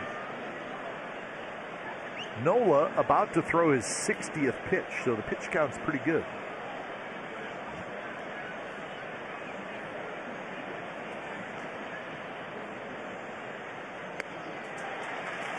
He went with a high fastball. Pache chased it, and that is strikeout number 6. Well, Nola has showed the ability all afternoon to not only get ahead, but throw all of his pitches for strikes. Take a look at how he's gone about the work today. A fastball, curveball combination, sprinkled in the change here and there. Turning the fastball over, trying to sink it when necessary. Kemp hits one in the air to right. Harper back and to his right. Couple steps onto the warning track, and he grabs it for the second out. There's a look at that two-seamer, that sinker. Just starting it in off the plate of the left-hander, Tony Kemp. Bringing it back. Tony Kemp just unable to really get the barrel to it. That thing kind of bearing in on him.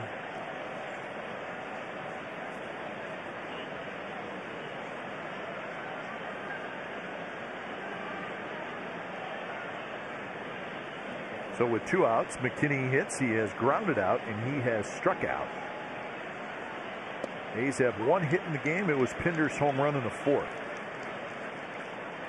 Phillies have 6 hits. 4 of those 6 came in that 3rd inning.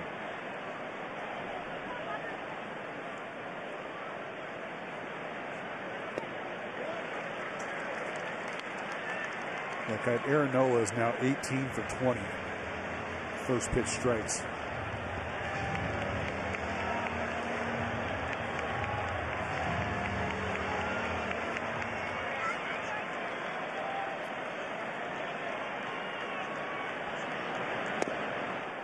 Tries to dot that outside corner.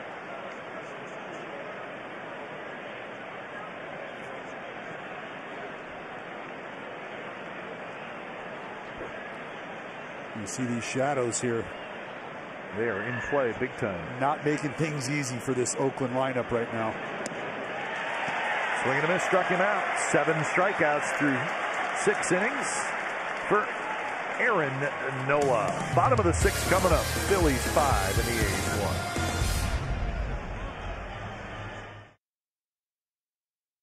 California is brought to you by WebEx. The future of work is hybrid. WebEx by Cisco.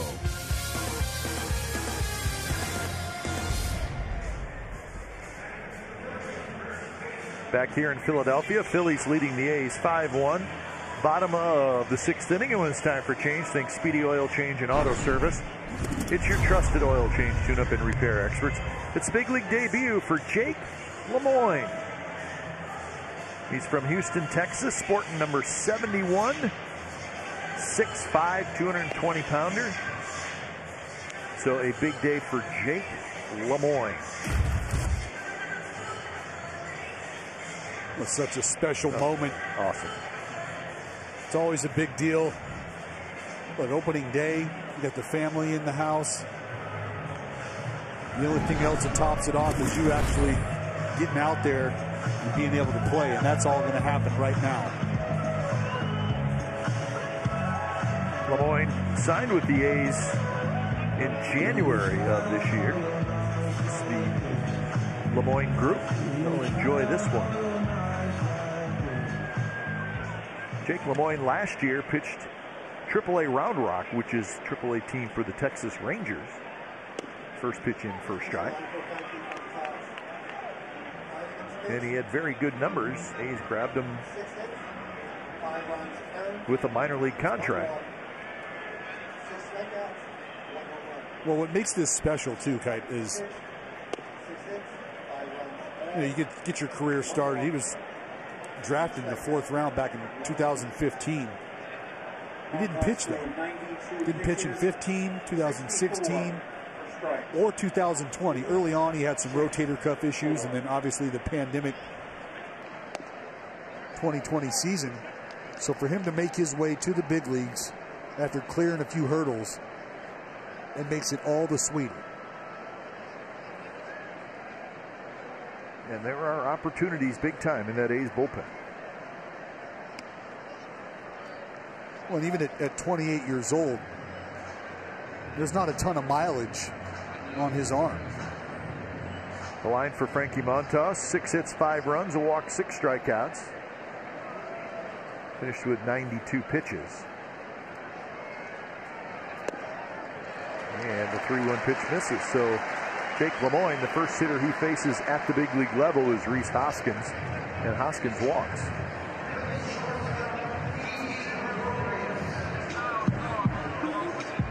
So here's Didi Gregorius. Well, you got that first at bat out of the way, a big deep breath. Ready to dial up that 2-ball.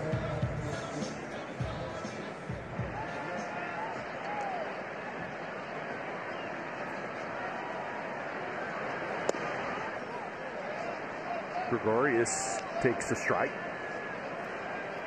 Strikeout and an RBI single for Didi Gregorius. See, LeMoyne's got a little of that arm side run on the sinker. Moving away from the left-hander, Didi Gregorius. LeMoyne was born in Houston, and he went to the University of Houston.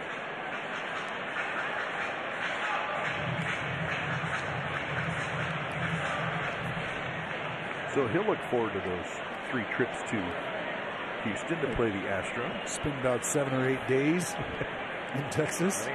He'll be home. And that one bends Gregorius out of the way. In fact, puts him in the seat of his pants. And I don't care how nice of a guy you may be, whether you're the pitcher or the hitter. If you're a veteran hitter and a rookie zips you like this, you're not happy. No. Not even like Gregorius could care less if this is his big league debut. That does not matter. Well, no. Nobody likes to sniff a 94 right under the nose hairs. That is not fun.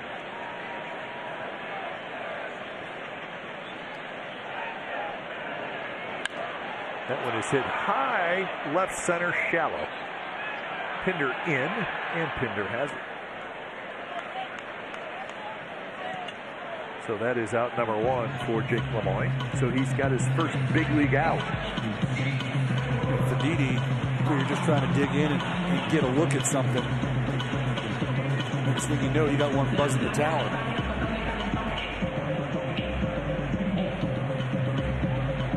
Gene Segura is 0 for 2.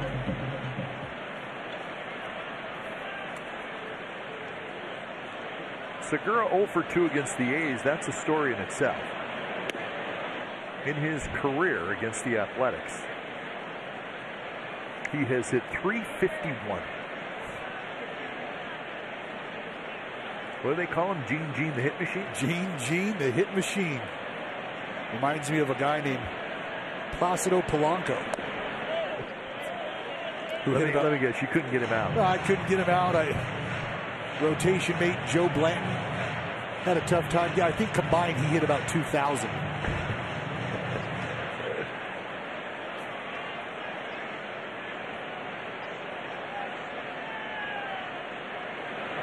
Pitch is a ball, 3-0. Segura has been around. Angels, Brewers, Arizona, Seattle, and now his 4th season in Philadelphia. Career .285 hitter. Well, I think he's found himself a comfortable spot here. And there's the second walk of the inning by LeMoyne. Well, just watching the Segura at bat there after watching Didi take that fastball up around the chin, you kind of get the feeling that the Phillies lineup here is just going to kind of wait the youngster out. A lot of veterans in that lineup. There are.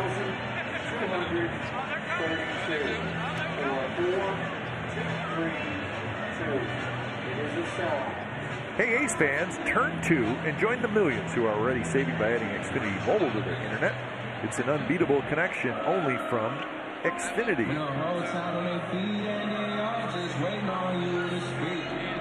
That's when you realize that So Lemoyne will face Bryson Stott, who is also making his major league debut today. 2 on, 1 out.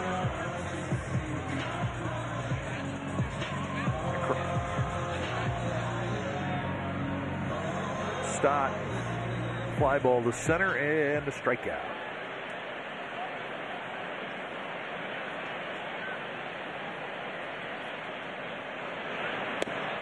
Good pitch there, a little movement. Grabs the inside corner. Yeah, that's that little run we're talking about. We've seen a little slider. Fastball.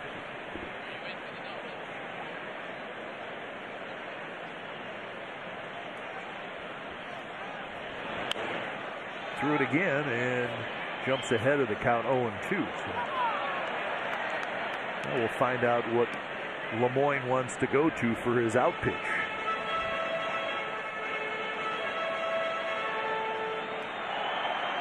Right now, he'd love to dial up a ground ball. See if he can get 2 outs for the price of 1 pitch. He'll take the swing and miss here, 0-2.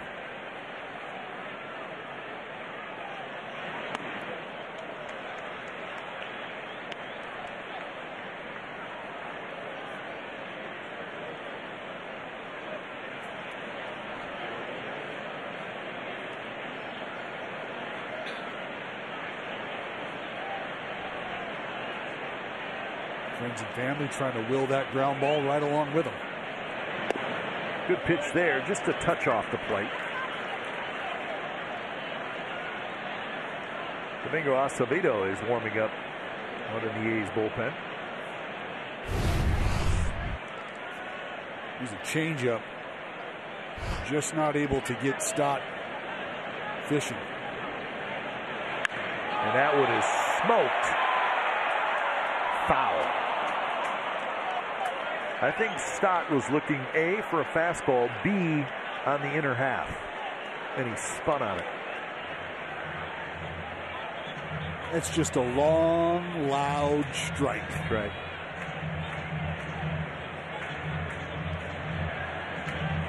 .109 off the bat. Yeah, he got the barrel to it.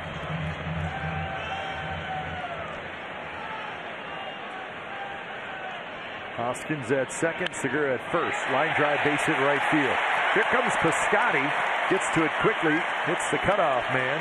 Hoskins holds at third. And the bases are loaded. And that's the first big league hit for Bryson Stott.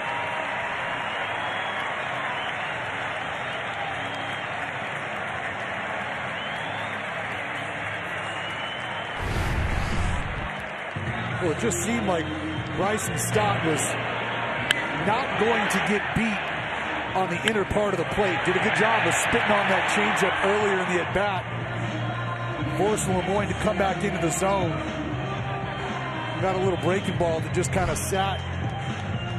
Stott able to drop the head on it, shoot it out to right field. Acevedo is about ready to go if needed. As Matt Vierling fouls the first pitch back. Vierling has hit a fly ball to right. He has struck out so far today.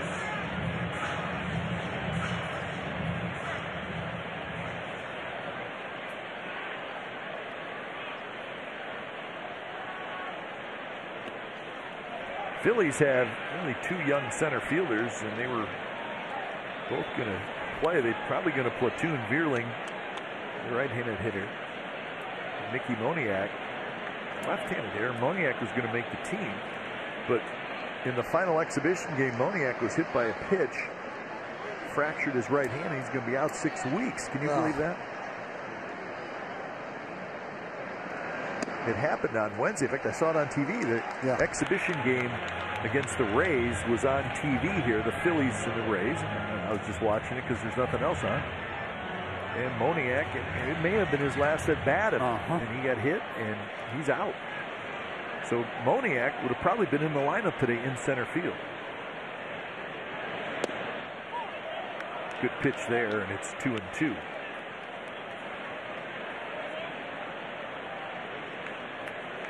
And 23 pitches this inning for Lemoyne, and I think what we're seeing is some of these misses from him just haven't been as competitive as you'd like to see.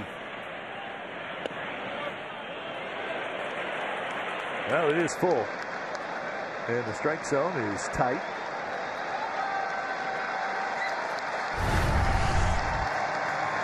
Well, he would love right now to be able to get old Vierling to bounce into a 6-4-3 if possible. Last thing you want to do is have that lineup turn over.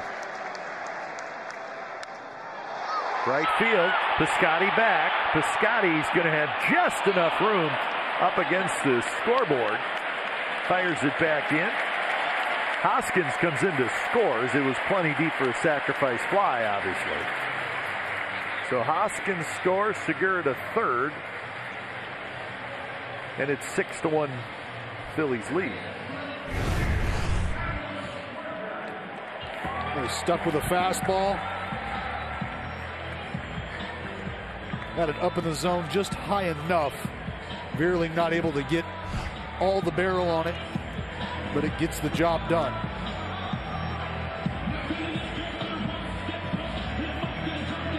So two away, runners at the corners are run in, and here's Schwarber.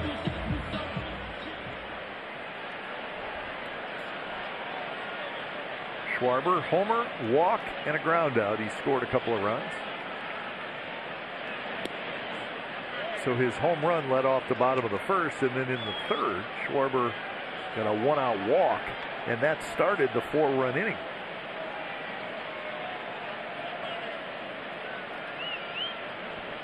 I figure you start the game off with that long ball, kind of plant the seed early on that you can't just start laying them in there and you find guys start to nibble around. This is what we're talking about. Fastball down and in right into that nitro zone.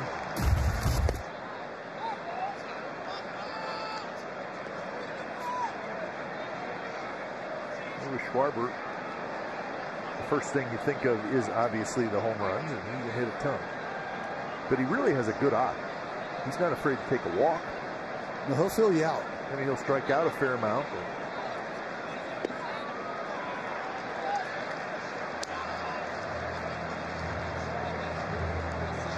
I think that's a sign of a guy who really understands pitches he can get to, pitches he can do damage with. I'm just saying, I'm not going to expand myself when I don't need to.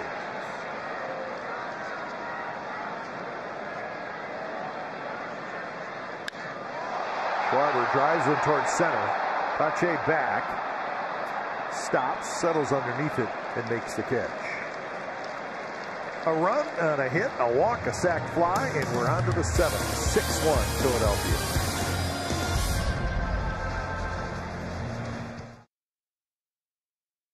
Back in January 2023, experience the life of a big leaguer and play on the same field as the Athletics during spring training in Arizona. Get instruction on the fundamentals of the game and play games with Vita Blue, Scott Hatterberg, Shooty Babbitt, and many, many more. Registration is open to all genders ages 21 and over, with a limited number of roster spots still available. Proceeds benefit the Oakland A's Community Club, so visit athletics.com/fantasycamp to request more information and register today. 6-1, the Phillies lead the A's. It's the top of the 7th inning. They were doing a little extra work on the second base bag. Looks like they got that fixed. Want to wish the A's minor league affiliates. AAA started on Tuesday, but AA, High A, and Low A, they get started tonight. AA Midland, Bones Crosby's your manager. Shout out Bones Crosby making his AA managerial debut.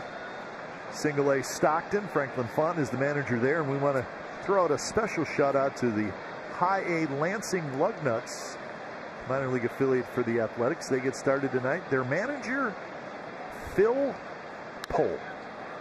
Fair ball. Down the third base line by Murph. Murph's going to dig for second, and he's going to have a leadoff double. Just inside the bag at third. Second hit for the A's. They'll take it. And no waiting around for Murph.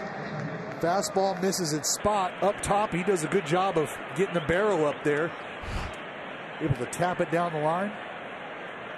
Take a leadoff double for the man who was in fuego in spring training. Sure was. So here's Pinder. But we bring up Phil Poles. Phil Poles was the A's bullpen catcher for, what, 6 years? Yeah. And he is now the manager of the Lansing Lugnuts in the A's organization. So good luck tonight to Phil Pohl making his managerial debut. First pitch strike to Pinder. Well, time for the play of the day, brought to you by your California Ford dealers. Chi Pinder. Little Oppo Taco put the A's on the board. Their first hit of the ball game. And that's going to be a base hit. Murphy is going to hit the bag at third. He'll be held up by Bushy. So first and third, nobody out. A little action for the A's in the seventh.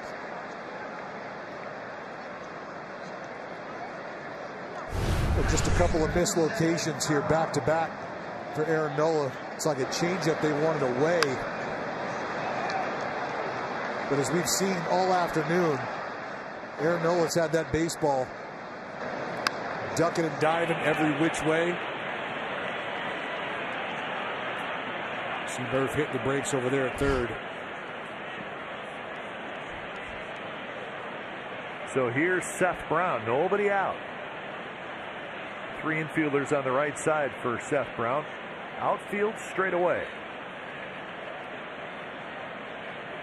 And Brown goes after the first pitch, bounces it foul down the first baseline. Ground out and a strikeout for Seth Brown.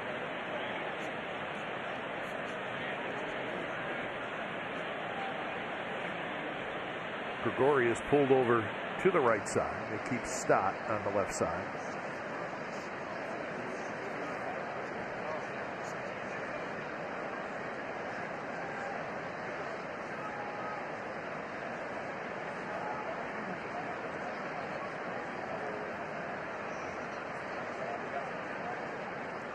Fastball is high. Attendance today, it's a sellout. 44,232. 44232. So they got nice weather. Yeah, they were not going to miss it.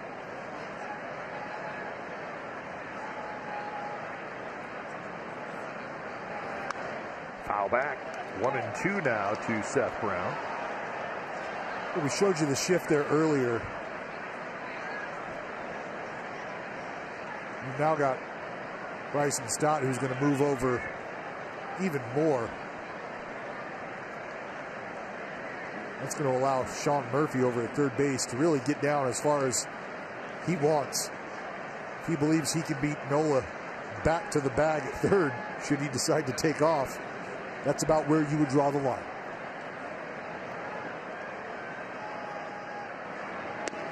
Off the plate, 2-2. And the reason that's important is because Aaron Nola, he had that big hammer-like curveball. Should he bounce one and get away from Real Muto, got a nice easy shot for Sean Murphy to make his way across home plate.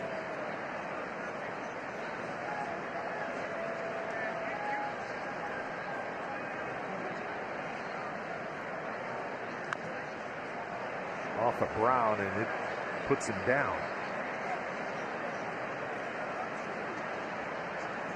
Nothing good happens when you foul a ball off your foot. Probably just missed the padding. Might have caught him right on that instep, right where that padding isn't. Kite, you are right. Instep / top of the foot. We got a high of what, 60 degrees here in Philly? It's not getting warmer.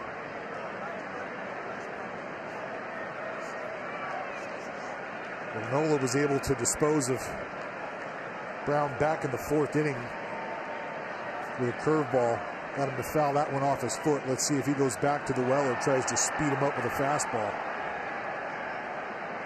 Looks like they're going curveball. Would have hung out over the plate a little bit.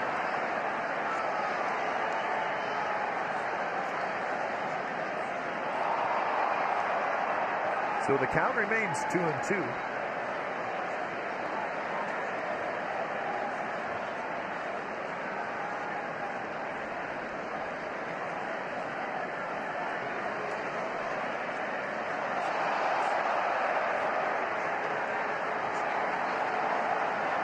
On deck, Elvis Andrus. These need to string a bunch of hits together. Fastball high, and now the count is full.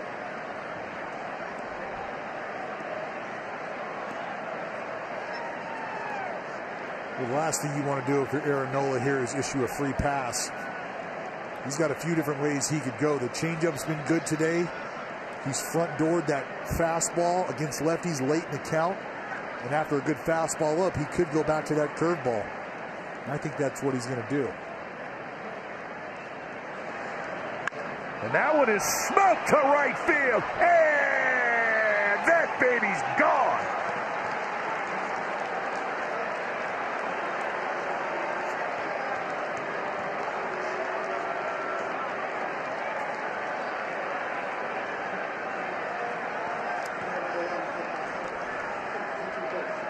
Well, folks, we have a new ball game. It's 6-4.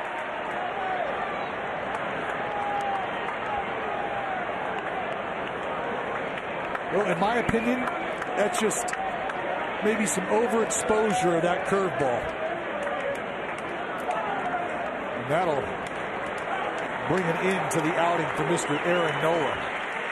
So Nola, terrific through 6 innings, but falters here in the 7th. Gives up a 3-run homer to Seth Brown, and it is now 6-4. When it's time for change, think Speedy Oil Change and Auto Service, your trusted oil change, tune-up, and repair experts.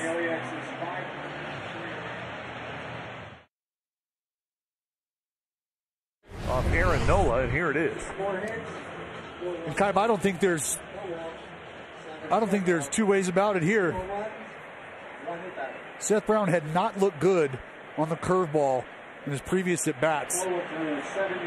And he got a couple that he was able to pick up, foul off, finally got one that didn't make its way to Real Muto and got deposited out in right center. And that is now the 16th home run since 2020 that Aaron Nola has allowed with 2 strikes. That has been a little bit of a bugaboo. New pitcher is Jeurys Familia, former Athletic. Last season, 9-4, had a save, 3.94 ERA. Those numbers came with the Mets.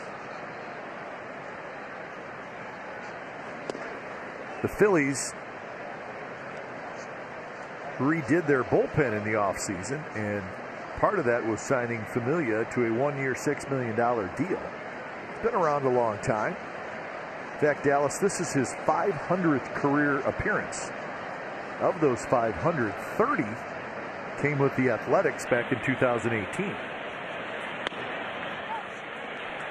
He was with the Mets. Mets traded him to the A's in that 18 season. And then after the season, he was a free agent. Did not return to the Athletics, but returned to the Mets.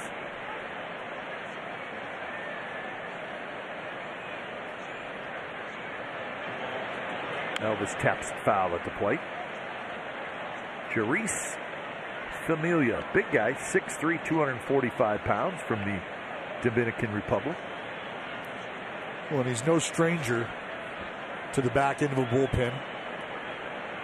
I mean, he's got, what, 120 plus career saves under his belt? Yeah, 125 to be exact. There you go.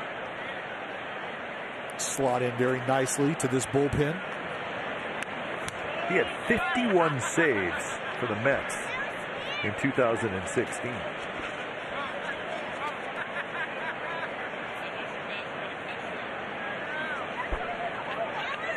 So the crowd has quieted down. Yeah. Thanks to the Brown home run. Yes. Brownie just delivered a gut punch to 44,000 strong. Slowly hit left side. Stott throws low and not caught by Hoskins. Now the throw back to first, and Elvis gets back.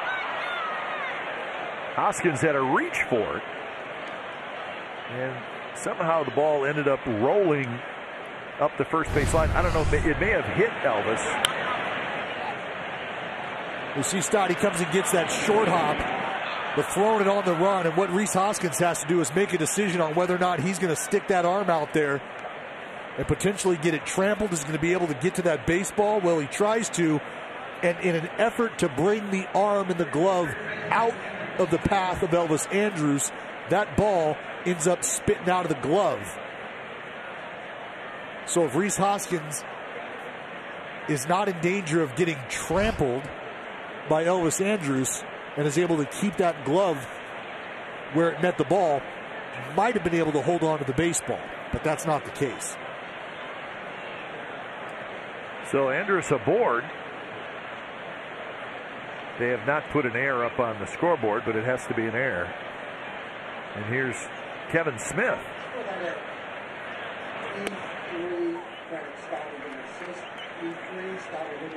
So they're giving the error to Hoskins.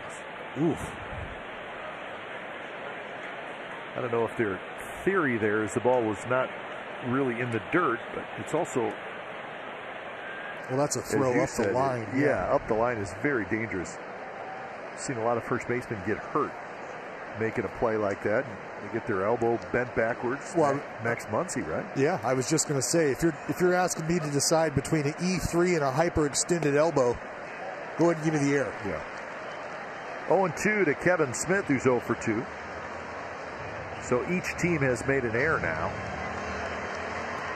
Now the A's one swing of the bat away from tying this game.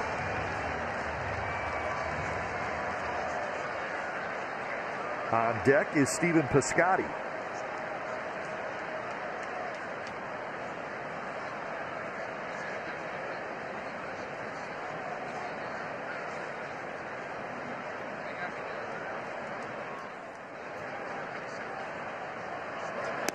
Down and away.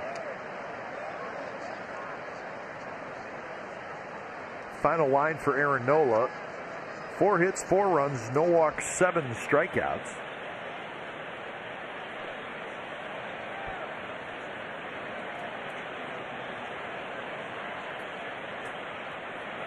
Swing and a miss. Smith kind of pulled off a breaking ball down and away, and that's out number 1.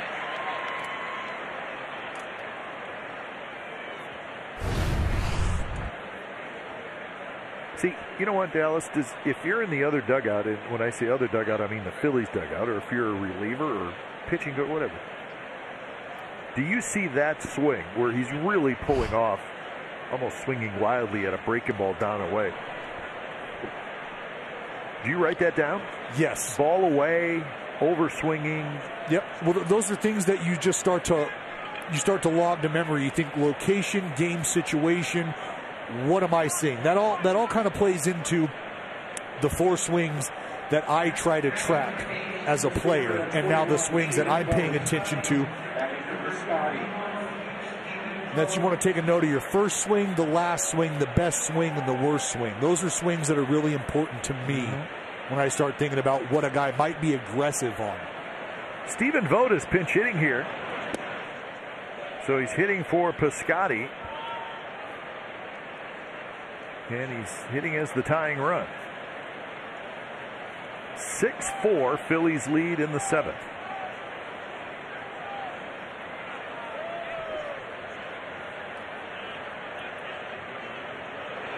Swing and a miss by Stephen Vogt.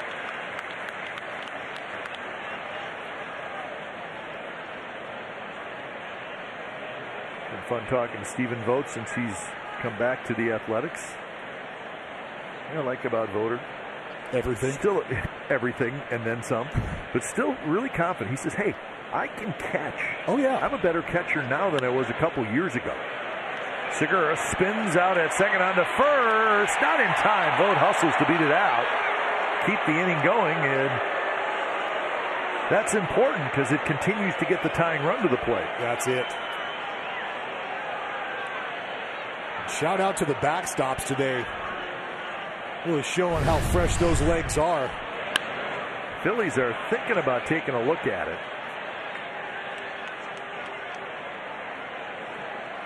And I think they are. And I don't think they should. Because it looks like Vogt is safe. Yeah, they're trying to do everything they can right now to get out of this inning.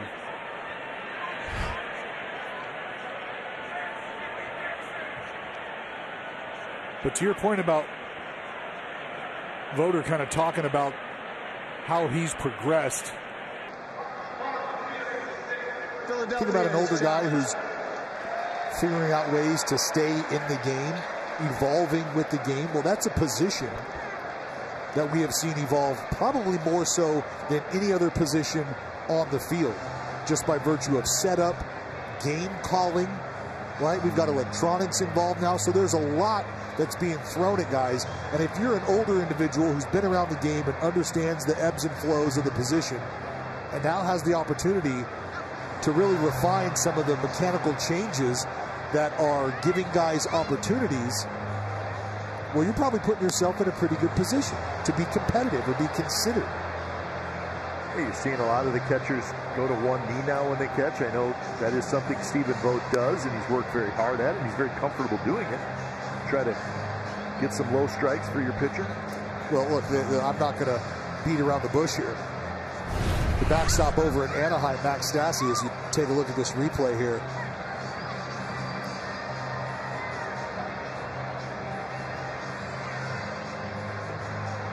I just don't see enough there to overturn the safe call. Philadelphia loses their chance. And they do not change the calls. So it's a fielder's choice for Vogt. 2 outs now with Vogt at first for Pache.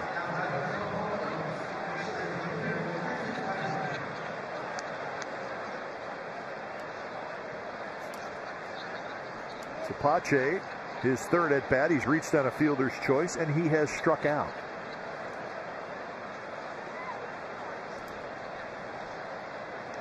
First pitch, a mighty swing and a miss.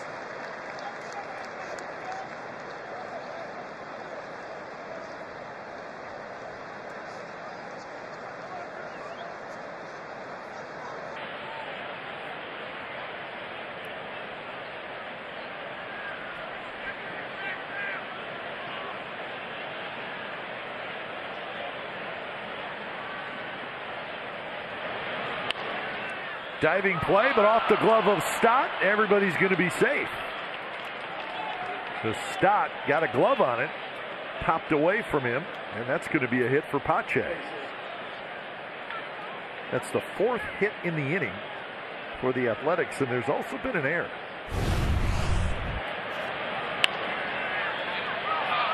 A hard hit ground ball. Stott just trying to lay out and knock it down.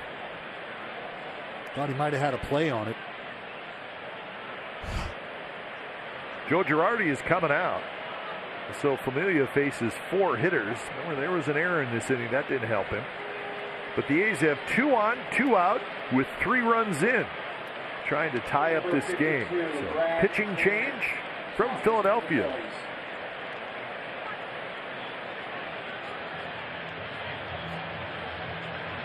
California is brought to you by Toyota, the MVP of MPG. With 11 fuel-efficient hybrids to choose from, there's one for everyone.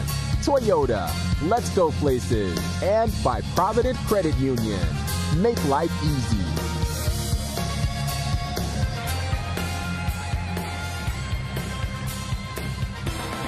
So it's now 6-4. A's still batting here in the top of the 7th, and for the Phillies, they're using their 3rd pitcher this inning. It's the left-hander, Brad Hand, another new member of the Phillies bullpen. Hand, veteran left-hander.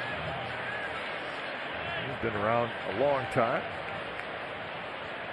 He, like Familia, got a 1-year, $6 million deal. Brad Hand, one job here, and that's to get Tony Kemp. Vogt at second, Pache at first. First pitch to Kemp is a strike on the outside corner.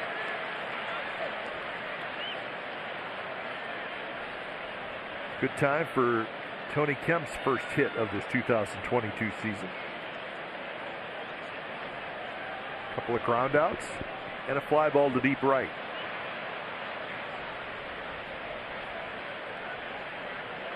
Way outside with that Brad Hand, slider, curveball. He's always had a good one. Which is why he's found himself in 374, now 375 ball games since the start of 2016, and that is the high water mark for all pitchers across Major League Baseball. He's gotten some run. Check swing, slowly hit. Stott to first, and he threw it away. Vogt's going to come in to score. Pache to third. He'll stop there, and it's 6-5. Another mistake by the Phillies infield. And right now, the Stott-Realmuto corner infield situation is killing the Phillies. Yeah, things not working out right now. Stott, again, making a throw. This one creeping up the line, and you can see once again Rhys Hoskins forced to make a decision between self-preservation and the baseball. And that's twice now it has not worked out for the Phillies. So they're going to go base hit for Kemp, E5. So base hit, no RBI, run scores on the air. And here's Jed Lowry to hit. The runners are at second and third. A hit now could give the A's the lead.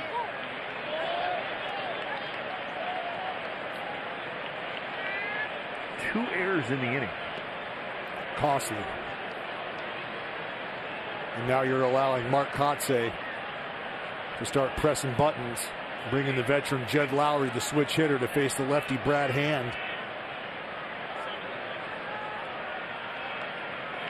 Lowry drives one down the right field line, but it's going to drift foul. So ninth man to bat in the inning is Lowry, who was exceptional with runners in scoring position. A lot of things happening in this inning. Stephen Vogt hustling down to first, keep the inning going. A's have scored 4 times. Pache at third, Kemp at second. Lots of speed on the bases.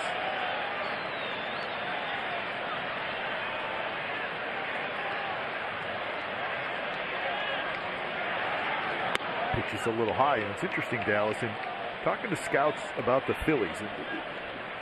The talent, there's plenty of talent to be a postseason team. But in years past, the bullpen has not been good. One of the reasons why they revamped the bullpen this year, they signed 3 guys, but the bullpen has been a struggle in years past, and the defense has not been very good. And you're going to need those two things, especially late in ball games, if you're going to give yourself a fighting chance. There's that slider, and Lowry gets called out on strikes, but the A's score 4 times to make it a ball game. The first 3 coming on Seth Brown's home run. 7th inning stretch from Philadelphia. It's now the Phillies 6 and the A's 5. Certainly is a new ball game. 6-5 now, thanks to the A's scoring 4 times in the top of the 7th inning, and still a couple innings to go. So what was really a one-sided affair for the first 6 innings has flipped here. And now the A's right back in it when it's time for change. Think Speedy Oil Change and Auto Service. It's your trusted oil change tune-up and repair experts. Domingo Acevedo comes in, the big right-hander. His numbers last year with the Athletics. The A's are hoping for Acevedo to take a significant step. I think that's fair to say. Figuring the 11 innings that he saw last year with the Oakland A's, 3.27 ERA. They do expect a little more of that. There's your changes. Seth Brown goes from first base to right field. Piscotty is out. Remember, Vogt hit for Piscotty. So Brown to right, and Vogt stays in the game at first base. So here's some of that flexibility that Mark Kotsay has. Being able to keep Brown in the game and put him in the outfield. And keep Vogt in the game at first base.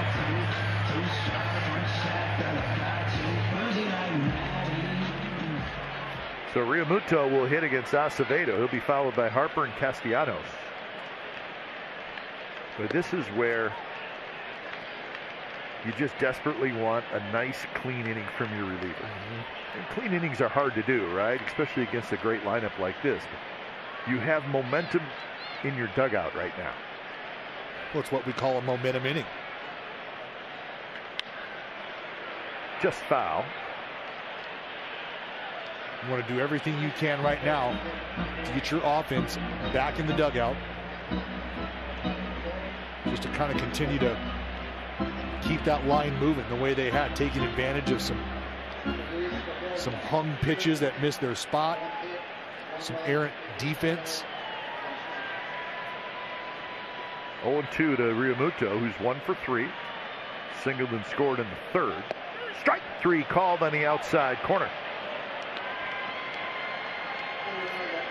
Acevedo with the paintbrush out. That's it. The low 2 change piece with some depth on it. Started away.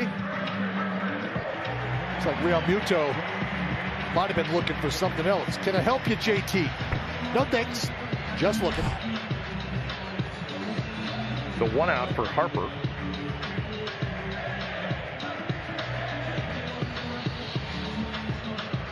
Harper, a fly ball to left in the first, a RBI double and a run scored in the third, and a ground out to short in the fifth.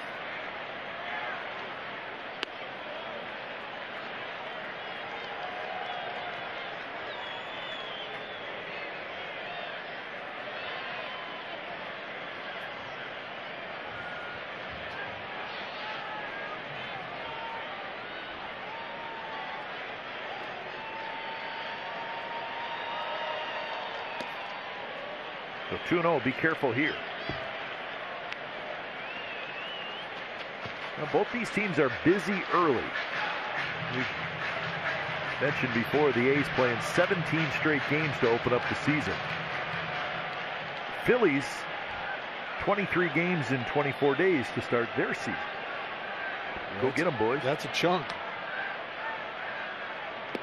And that, stretches like that plays into how Mark Kotze and Joe Girardi are going to put their lineups together, because you have to give guys days off. Shorter spring training and then that many games early on in a row. That can be tough. Well, shorter spring training, that many games. You've probably got some veterans in there who are still easing into sort of the everyday workload. Acevedo doesn't get the call there on a fastball up. Kind of sprayed the zone the entire at bat. So he wasn't going to get the benefit of the doubt, but let's take a look here. 3-0. Granted, he missed his spot, but you'd like to be rewarded with throwing it in the strike zone. Here's Castellanos, who has had a quiet day in his first game as a member of the Phillies. He's 0 for 3 with 3 strikeouts, 2 looking. And 1 take that back, 2 swinging and 1 looking.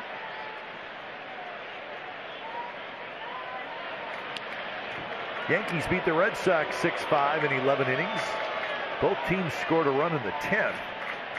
But then in the bottom of the 11th, Josh Donaldson had a base hit that gave the Yankees a win in their home opener. Rizzo, Stanton, and LeMahieu homered for the Yankees. Devers homered for the Red Sox.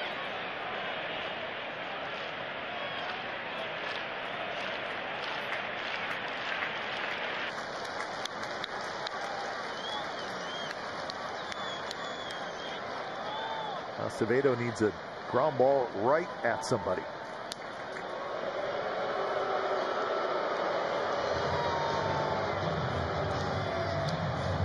There's a left-hander, Kirby Snead, getting it cranking.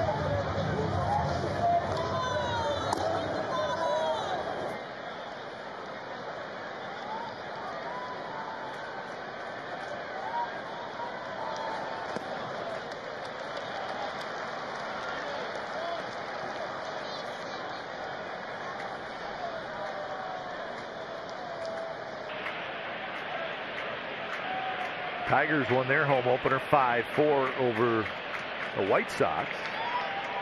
Scored 2 in the 9th off Liam Hendricks. Blown save for Liam. That one is smoked. Fair. Headed into the corner. Harper, helmet flies off, hits the bag at third. He's digging for home. He's going to score with a head-first slide. Ball is loose. Trying for third is Castellanos, and he's out. So the run comes in to score. It'll be a double and an RBI for Castellanos, and it gives the Phillies a 7-5 lead.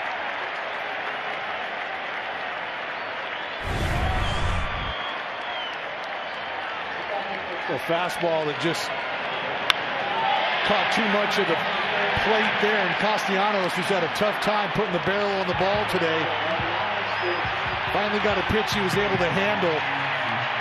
Got a little aggressive coming around second. Elvis able to pick it up and get it over to Smitty for the putout,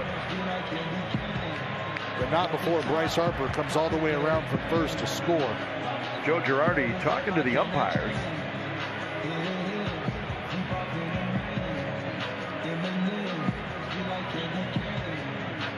But the Phillies, they lost their challenge earlier.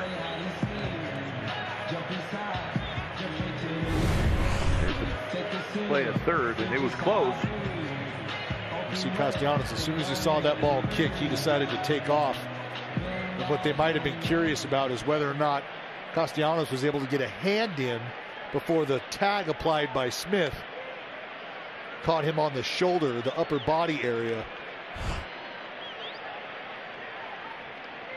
So here's Rhys Hoskins.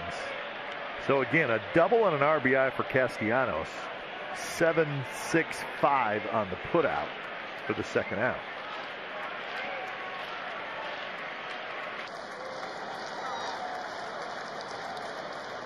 A's have yet to retire Rhys Hoskins today. He's 2 for 2. 2 singles, a walk, 2 RBIs, and 2 runs scored. Not a bad opener for the Sacktown Stadium.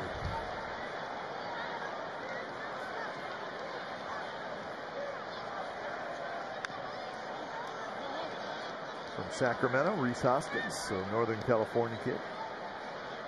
Dallas's nickname for him comes from the fact that he went to Sac State. He's a Hornet. Yes. Jesuit High School is where he went to high school. Yep. But they love him in NorCal, and they love him here in Philly as well.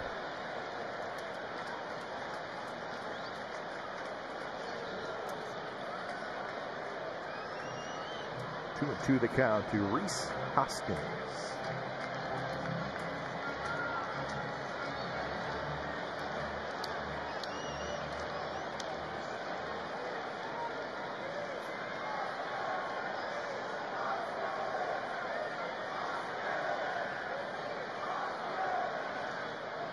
And he tries to hold up, can't do it. So kind of a weak swing by Hoskins.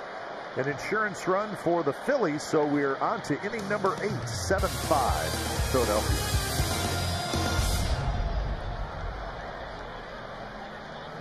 You can join us at the Oakland Coliseum for the A's opening night when the Green and Gold take on the Baltimore Orioles Monday, April 18th. Fans also get a Let's Go Oakland rally towel presented by Kaiser Permanente on opening night. So get your tickets for Monday, April 18th, starting at just $15. Buy today at athletics.com.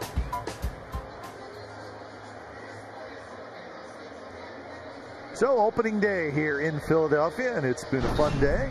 The weather has treated us well. And the A's right now trailing 7-5. New pitcher for the Phillies is Sir Anthony Dominguez when it's time for change. Think Speedy Oil Change and Auto Service, your trusted oil change, tune-up, and repair experts. Sir Anthony Dominguez, pitcher number 4 for the Phillies. And the first pitch to Sean Murphy is the ball. Murphy got that 4-run 7th inning started with a double. And he later scored in the inning. Bounces this one towards Stott. Stott has it. The throw to first is right there, 1 away.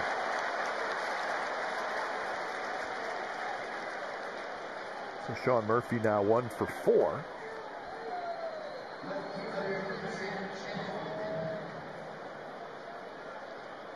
We've gotten a good look at the fastball from Sir Anthony Dominguez, 96 plus.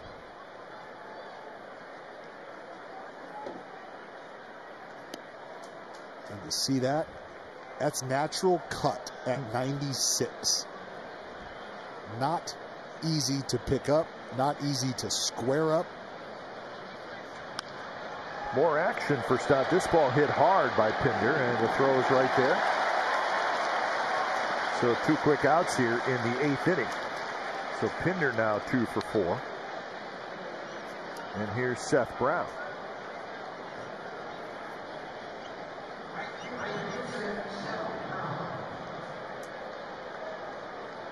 There is action out in the A's bullpen. Left-hander Kirby Snead getting loose. So we could see Snead in the 8th inning.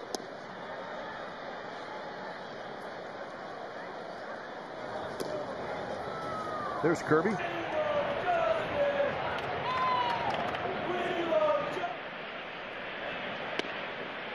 Tomorrow it'll be Cole Irvin and Kyle Gibson, your pitching matchup. Game will start an hour later. It's a 4:05 Philadelphia time start.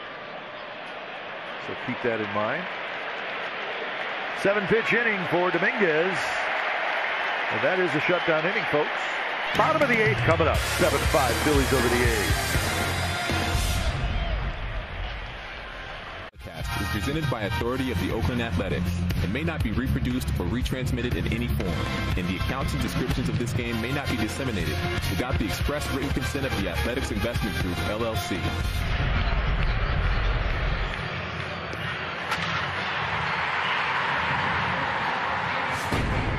Here's a look at our game summary for today, brought to you by your local Toyota dealers. For the A's, 5 runs, 6 hits, 1 error. For the Phillies, 7 runs, 8 hits, 2 errors, and the 2 errors have been costly for the Phillies. Montas went 5, Nola went 6. Chad Pinder has the first home run of the year for the Athletics. It was a solo shot in the 4th inning, and Seth Brown with a 3-run homer. That was in the 7th inning. So the A's have made a game out of it. It's just 7-5 as they go back to their bullpen. And this is going to be the left-hander Kirby Snead. So our first regular season look at Kirby Snead, coming over from the Blue Jays in the Matt Chapman trade. Check swing with the shift on Elvis Andrus, who is playing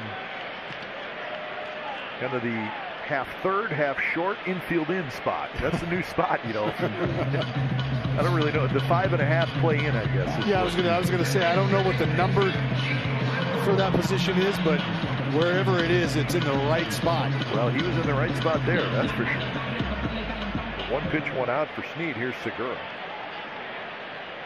That's something that always amazes me. You got the shift on, one guy on one side of the field. And playing in. And the ball finds him right where he's at. You know who else is saying that right now? Didi Gregorius. Really? Come on. One guy over there?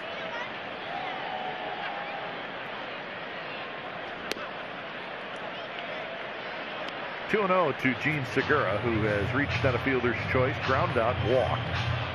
Corey Knebel. Yeah, that's another new Phillies reliever.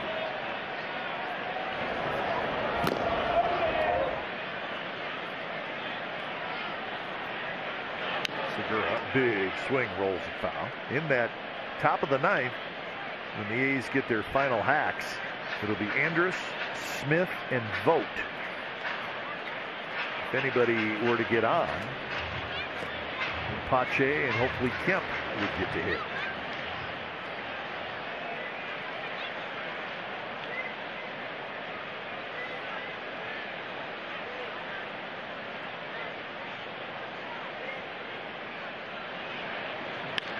Segura rips one toward the gap. Pache hustles over on the backhand. Segura's going to try for 2. Here comes the throw. It's just a little bit offline, and Segura has a double.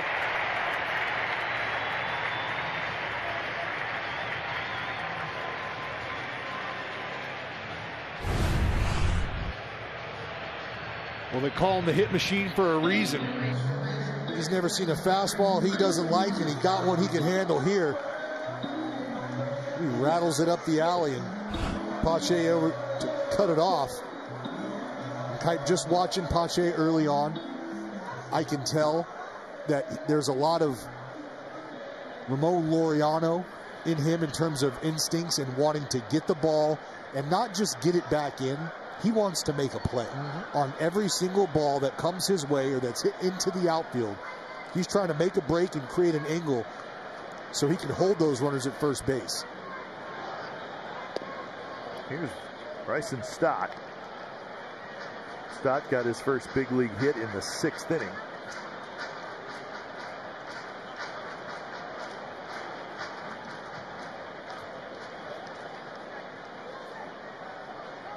The single runs by the Phillies in the 6th inning and the 7th inning obviously are looming large right now. And the thing that jumps out there, Dallas, is the 6th inning started with a walk to Rhys Hoskins. He scored. The 7th inning, it was a 1-out walk to Harper, and he scored. Yep. There's the strike. 1-1 the count to Stott. Again, it's just little things like that. Well, it's the free passes to a potent lineup like this, because what you find out very quickly is you give the free pass to Harper, and the big bopper behind him, Castellanos, comes up and hits a double.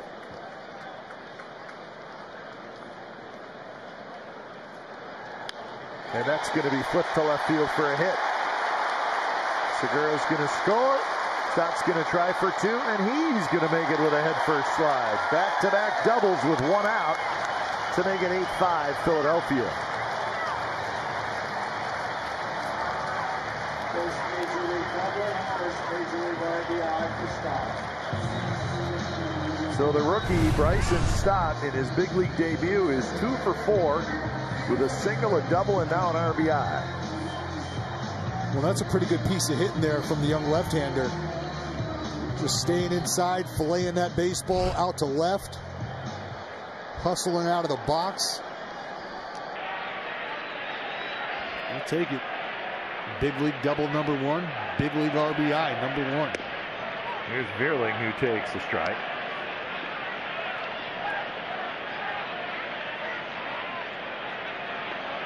Vierling is 0 for 2. He did have a sacrifice fly in the 6th inning.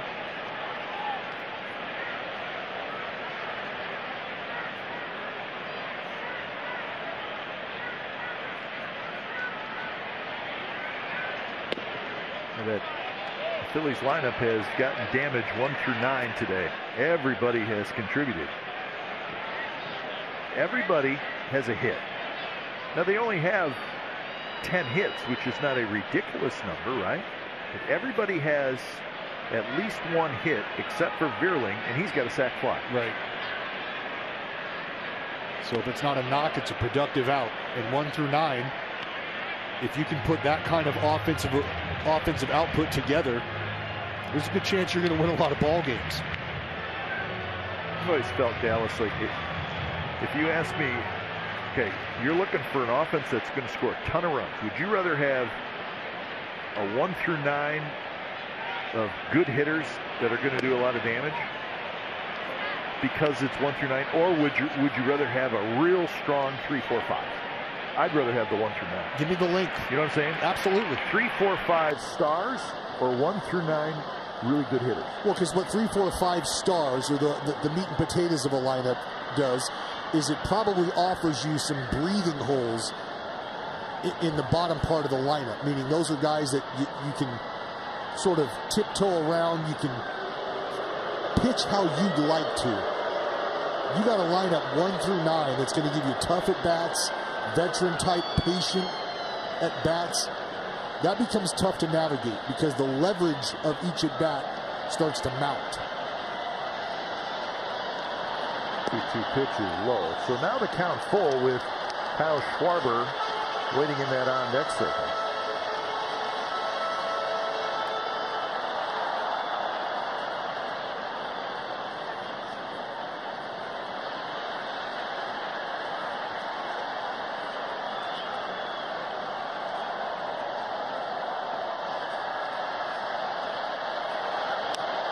reach for, and it's poked foul on the right field line. They're doing the wave here at Citizens Bank Park. See, to me, it just, I feel like the wave would not go over well here in Philadelphia, but maybe I'm wrong. And they seem to be executing quite nicely. That's what I'm saying, like almost like they've done it before.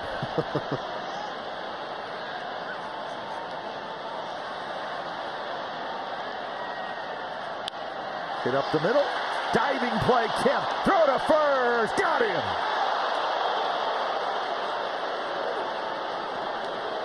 To third goes Stott. Kemp saves a run. Vierling thought he was safe.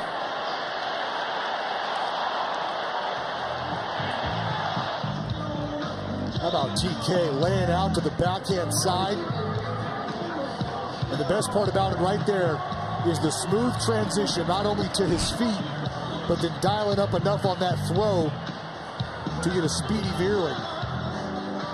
Outstanding effort from Tony Kemp, who finally has a chance to go out there and man second base every day. And he's loving it. Well, he's earned it. There's no question. So now you got to get Schwarber takes a strike. Take another look here. It's not enough just to put the glove on it, but the smooth transition to the feet, throw off the back foot to get enough on it.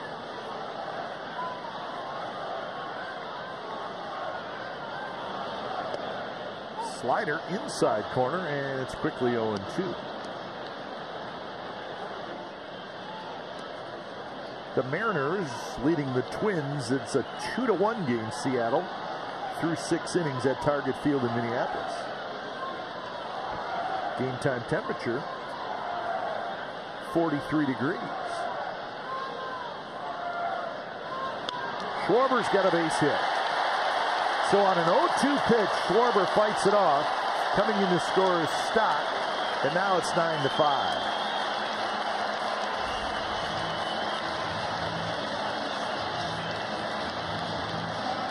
It is a relentless lineup, folks. When you figure you got him 0-2, you might be able to start to try to change some eye level maybe with a fastball. You don't get it high up enough. You don't get it in enough. And a big, strong dude like Kyle Schwarber is able to fight you off and get it out there to the outfield. When you think about the home run he hit in the very first inning, Dallas, and it was a pitch that was low. Yeah. Went down to get it. That pitch was top of the strike zone, and he covered that one. That's pretty impressive hitting.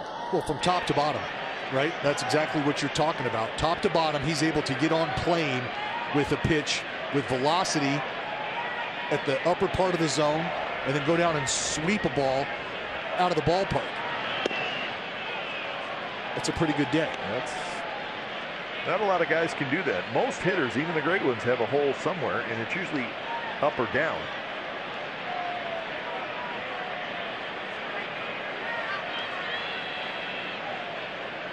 Realmuto's 1 for 4.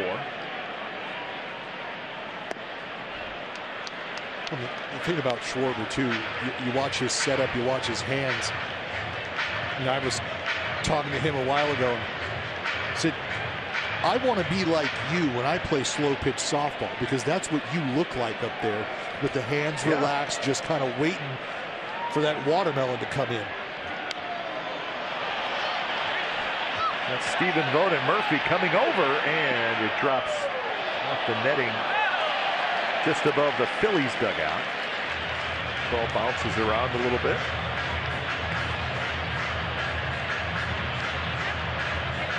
That's Zach Jackson getting loose for the A's.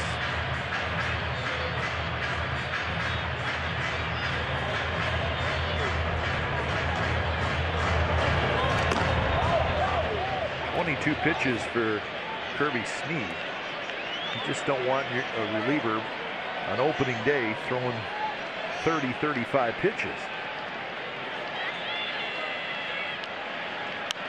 Realmuto fouls it back. Well, look, all those guys down there are important and are valuable. with the ability to match up, especially a lefty. You'd hate to have a guy unavailable day 2.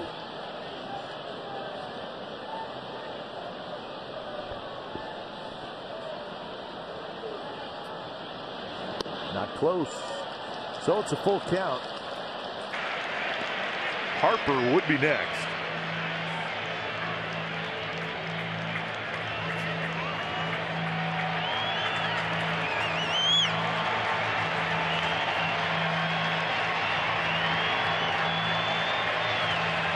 Don't want to see Harper hit in this inning. Schwarber takes off, pitch is not close.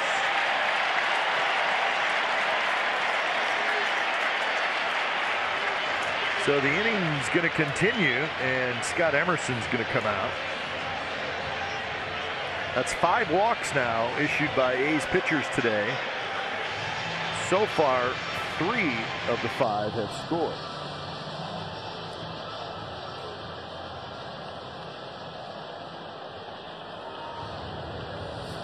A's fans, get to the Coliseum for our first weekend series at home against the Texas Rangers. The Rangers roll into town for a 3-game set against the A's Friday, April 22nd through April 24th. Scan the QR code to find your seats or visit athletics.com/tickets.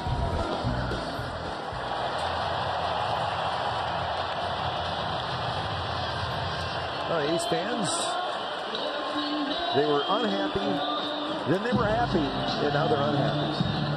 It's been a little bit of a roller coaster of emotion for them.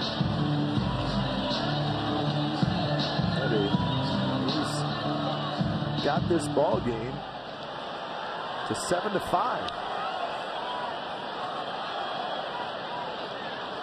So here's Harper. And Harper, big rip, fouls it back.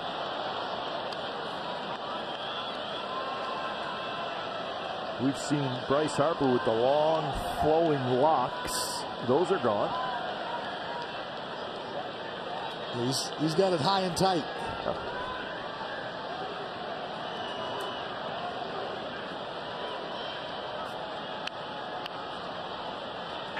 Schwarber, Realmuto, the runners. And that pitch misses now. Hey, a decent chunk of the 44,000 in attendance today have stuck around. Well, they've been treated to some back and forth.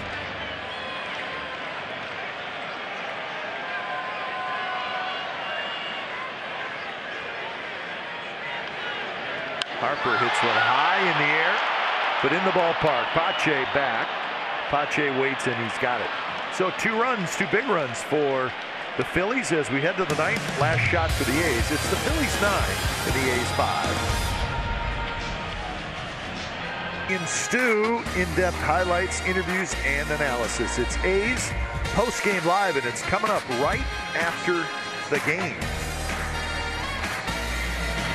Well, we're trying to give them something to talk about.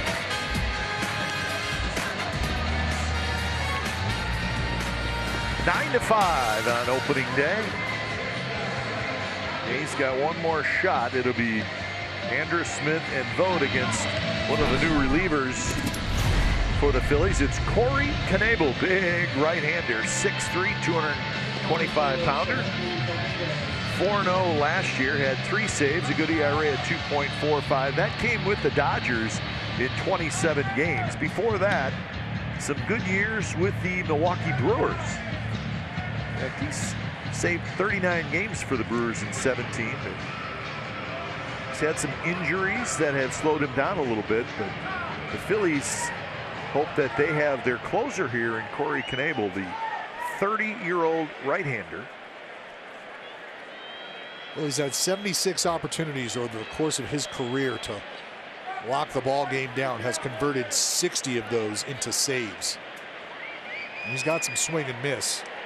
He struck out 34% of the batters he's faced over his career. That's 366 of the 1,088 batters. Huh.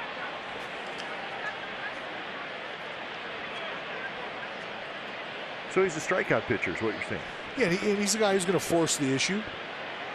You know, try to limit the traffic as much as possible, especially coming out of the back end of a bullpen. You're the stopper. You're not trying to give away free passes. You'd like to have some swing and miss to go along with it. Elvis today is 0 for 3. A couple of ground outs, and he reached on an error. That big hammer.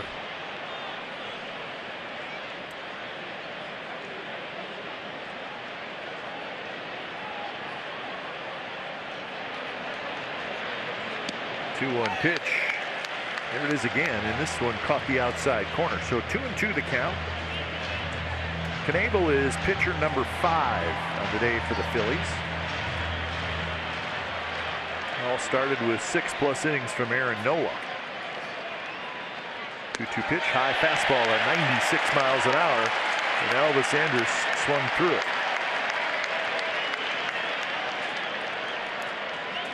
Well, that right there is just textbook approach these days. You got that big spinner. We saw it at 79 miles an hour, back-to-back from Corey Knebel. And then right out of that same tunnel, here comes 96, tightly spun fastball. Smith goes after the first pitch, drives it to right. Harper got it.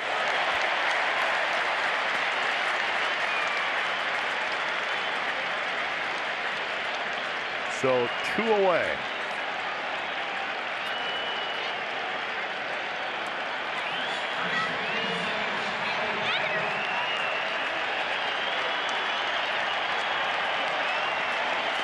So here's Stephen Vogt. The crowd rises to his feet, trying to help the Phillies grab an opening day victory.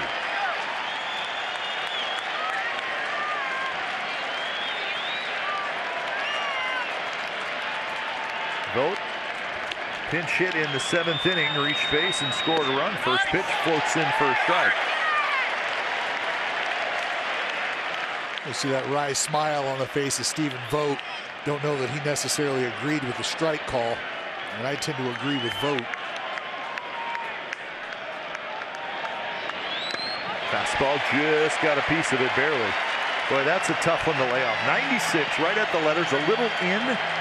Such a hard pitch to lay off. Especially after that high curveball called a strike, because now Knebel can go back to the well with an elevated fastball higher than high, or he can bounce that curveball, and it's going to seem like a mile apart to Stephen Vogt. 0-2 pitch. Went with the high fastball again. Vogt hangs in there and fouls it back. Remember to join us tomorrow for Game 2 of the series. First pitch Pacific time will be 1:05. 0-2 pitch. Here it is. High fastball. Vogt swings and misses, and that's the ball game. So opening day in Philadelphia goes to the hometown Phillies, and the A's will try to regroup, bounce back, and get after tomorrow behind their starting pitcher Cole Irvin. Time of game today from Philadelphia was 3 hours and 14 minutes, and the attendance for opening day was 44,232. Final score today from Philadelphia, it's the Phillies 9 and the Athletics 5. It's time now for A's Post-Game Live, which is presented by Toyota. Here's Brody and Stu. Take it away, guys. To the interview room within 10 minutes after the final out of today's game.